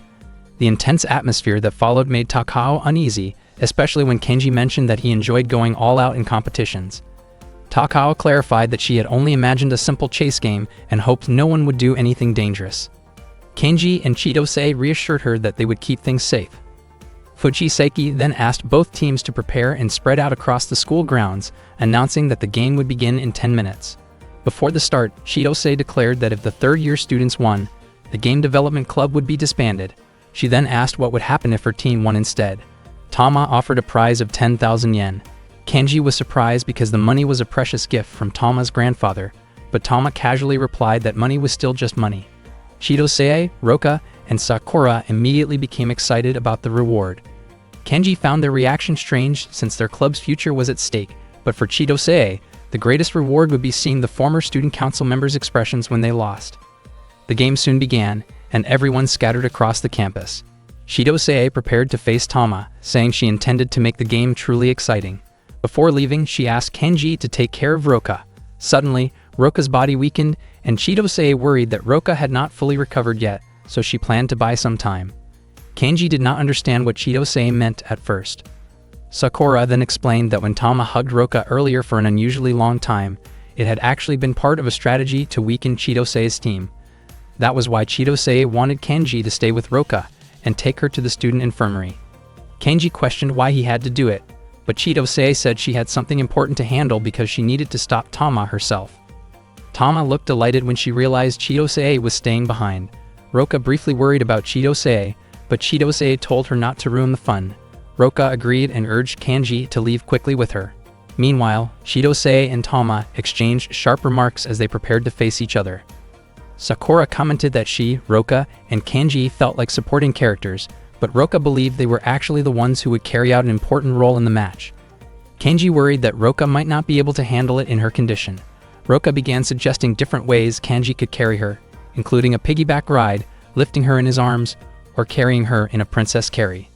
Takao chose the princess carry, and Roka agreed, claiming it would help her recover faster. Kanji wondered why a piggyback would not work, but Roka suddenly became serious, which startled him. She said she needed to recover for Chidosei's sake. Kanji finally carried her the way she requested, and Roka hoped he would keep carrying her like that for a while. Kenji started to suspect whether she was truly injured since she seemed perfectly relaxed. He jokingly warned that he would set her down immediately if she did not recover soon. Kenji told Chidose that he would return as soon as he finished taking Roka to the student infirmary, and he hoped she would not lose to Tama. Chidose urged them to hurry. At that moment, Takao stood alone nearby, looking like a girl lost in her own thoughts amid the tension of the match. Chidose and Tama prepared themselves for the confrontation, while Takao quickly called Tsutsumi. Not long after, Ataru arrived to offer his assistance. Meanwhile, Funabori was carrying a cake near the stairs when Kenji arrived and asked her to step aside for a moment. Not long after that, Roka and Sakura took the cake from Funabori and immediately started eating it. Kenji's path was suddenly blocked by the orchestra of 14 delinquents, who intentionally closed off the hallway to stop him. He had almost forgotten about them. Apparently, they felt indebted to Tama because she had helped them return to playing at the game center, and they had no intention of forgetting her kindness. Kenji could not help but wonder how much influence Tama actually had. Odawara and his friends prepared to confront Kenji, but Kenji pointed out that their game had not even started yet. Odawara replied that he had no idea what game Kenji was talking about. Kenji realized that fighting them in his current condition would be difficult, and Sakura would also struggle if she had to face them alone. Fortunately, Hachi arrived along with Yokoshima and Hiroshi, offering their support. Hachi stated that Kenji should focus on protecting Roka while they handled the orchestra of 14 delinquents. Soon, other students joined in to help as well. Everyone prepared to face the group together. The hallway became crowded as students pushed past one another, creating a tight and chaotic atmosphere. Kenji felt deeply grateful for their help. Hachi quickly cleared a path by pushing Odawara aside, opening the way for Kenji and the others. Even though the space felt cramped and overwhelming, Hachi seemed to enjoy the excitement of the moment. At that time, the game was set to begin in 3 minutes, and Chidose and Tama started preparing themselves. Meanwhile, Kenji ran through the hallway while carrying Roka. She encouraged him to keep his spirits up. Sakura reminded him that their most important task was getting Roka to the student infirmary. Kenji wondered why they still needed to worry, since Chidose was already facing Tama, the strongest opponent, which should have left only the remaining members. However, Roka explained that all former student council members were formidable opponents. Sakura added that Azuma excelled both academically and athletically, and was also known for her admirable character. Naganuma, on the other hand, was an anime expert who stayed up late watching shows and often kept his eyes closed at school to rest them. Rumor had it that Shinsei possessed an unusual ability that could dissolve objects, making her especially dangerous. Hearing this, Kenji concluded that they needed to be extremely careful around Azuma and the others. The game finally began. As they reached an intersection, Azuma attempted to attack, but Sakura quickly blocked her move. At the same time, Chidose and Tama prepared to begin their own confrontation. Sakura and Azuma engaged each other, with Sakura attempting to seize Azuma's phone, only for Azuma to counter immediately. Elsewhere, Tama launched an attack toward Chidose, who skillfully avoided it. Sakura then used her technique, called the flower bloom move, spraying mineral water as part of her strategy, but Azuma handled it effortlessly. Not long afterward, Kenji's phone vibrated, and Roka quickly picked it up. The call was from Takao, who sounded surprised that Roka had answered. Takao informed them about Chidose's condition. Chidose asked Kenji to hurry, deliver Roka safely, and then come help her in her ongoing battle. Kenji found this confusing because Chidose had seemed completely confident about facing Tama alone earlier. It turned out that Chidose was using Ataru to help block Tama's attacks. Takao questioned whether this violated the rules by exceeding the team member limit, but Fujisaki reasoned that Chidose was technically using Ataru as an object rather than as a participant, which meant it was still allowed under the rules. Meanwhile, Kenji and Roka encountered Naganuma. He confidently declared that Kenji and Roka would reach a game over under his watch. Kenji recognized that Naganuma was a tough opponent. Naganuma explained that he could not act friendly toward Kenji because he only showed kindness toward two-dimensional characters, voice actors, or people whose voices resembled them. According to him, Roka and Sakura sounded similar to voice actors he admired, which left him visibly flustered. Hearing this made both Sakura and Roka blush with embarrassment. Azuma then struck Sakura's hand, sending her phone flying, but Sakura quickly caught it again. She admitted Azuma's impressive skill, though Azuma calmly replied that she still was not fighting seriously. Naganuma tried to convince himself that Sakura and Roka were just ordinary students, not voice actors. Sensing an opportunity, Sakura deliberately raised her voice while fighting Azuma, which caused Naganuma to grow even more unsettled. Kanji pointed out to Roka that this seemed like the perfect moment to take Naganuma's phone. However, Roka warned him to stay cautious, explaining that moments like that required even greater care. If they wanted to confront Naganuma properly, Kanji would have to set her down, and they needed to be ready for whatever might happen next. Kanji finally asked Roka to get down because his arms were starting to give out. Roka pleaded with him to keep carrying her, reminding him that the game had only just begun. Kanji felt frustrated since he had already been carrying her for quite a while. Azuma felt confused by Kanji's comment, especially since it made a girl start worrying about her weight. Naganuma casually added that all two-dimensional girls were light anyway. Because Roka kept scolding him, Kanji decided to head straight to the student infirmary.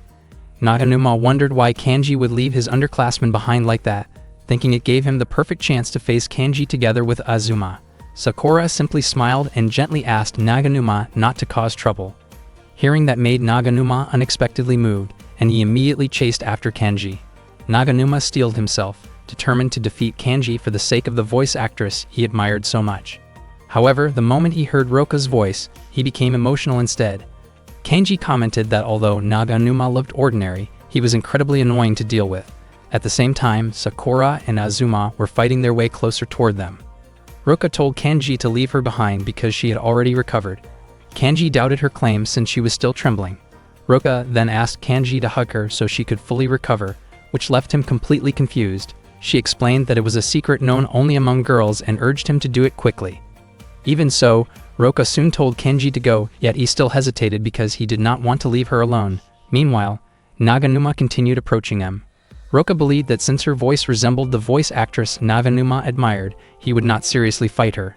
She was convinced Naganuma would focus on defeating Kanji instead. Kanji could not believe Roka considered him the weaker one. Roka then asked Kanji to help Chidose, who was struggling against Tama, especially because Tama could easily deflect attacks from Roka's bag. Roka even pleaded with him. Kanji finally agreed, though he was certain Naganuma would chase after him first. Roka suggested that Kanji use his secret technique to avoid Naganuma. Roka stepped forward and prepared to face Naganuma. Naganuma asked whether Kanji had given up, but Kanji denied it. Roka even remarked that if she were in Naganuma's position, she would never underestimate Kanji. Without wasting another second, Kanji leaped out the window and climbed onto Yamada's body, performing the same super jump he had once used during a game tournament. He managed to grab the wall and quickly climbed up to the second floor. Roka proudly referred to it as Kanji's secret technique. Meanwhile, members of the basketball club witnessed Kanji's jump. They had come under Tama's orders and immediately invited Kanji to join their club. Kanji informed Roka that the basketball club students were blocking his path and chasing him while dribbling basketballs. Sakura encouraged everyone to fight seriously. Azuma and Naganuma were confident they could defeat Sakura and Roka, but without hesitation, Roka trapped Naganuma's head inside her bag. One opponent was instantly taken down. Roka then grabbed Naganuma's phone. A quiz question displayed on the screen asked for the name of the magical girl from the Tokyo Defense Forces group of 23 magical girls. Naganuma silently hoped Roka would not notice his phone's wallpaper because it contained the answer. To his surprise, Roka answered correctly with ease, Fochu.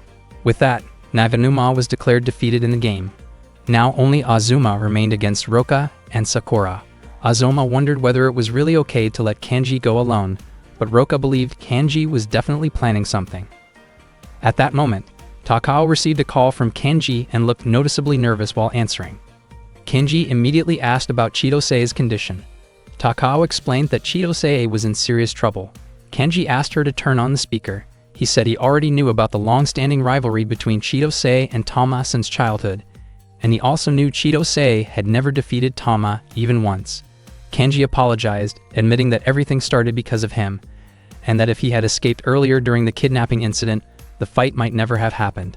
He encouraged Chidose to keep holding on because he was on his way. Hearing his words, Chidose stood back up and asked about Roka's condition. At that moment, Kanji was surrounded by basketball club members who continued dribbling balls around him, yet he reassured her that Roka was doing fine. Chidose told Kanji to hurry, saying that if he did not arrive soon, she would handle Tama on her own. Tama wondered why Chidose suddenly acted so confident. Chidose calmly tied her hair into a ponytail and told Tama that everything earlier had only been the beginning. Tama confidently replied that Chitose's single ponytail would never defeat her own twin ponytails.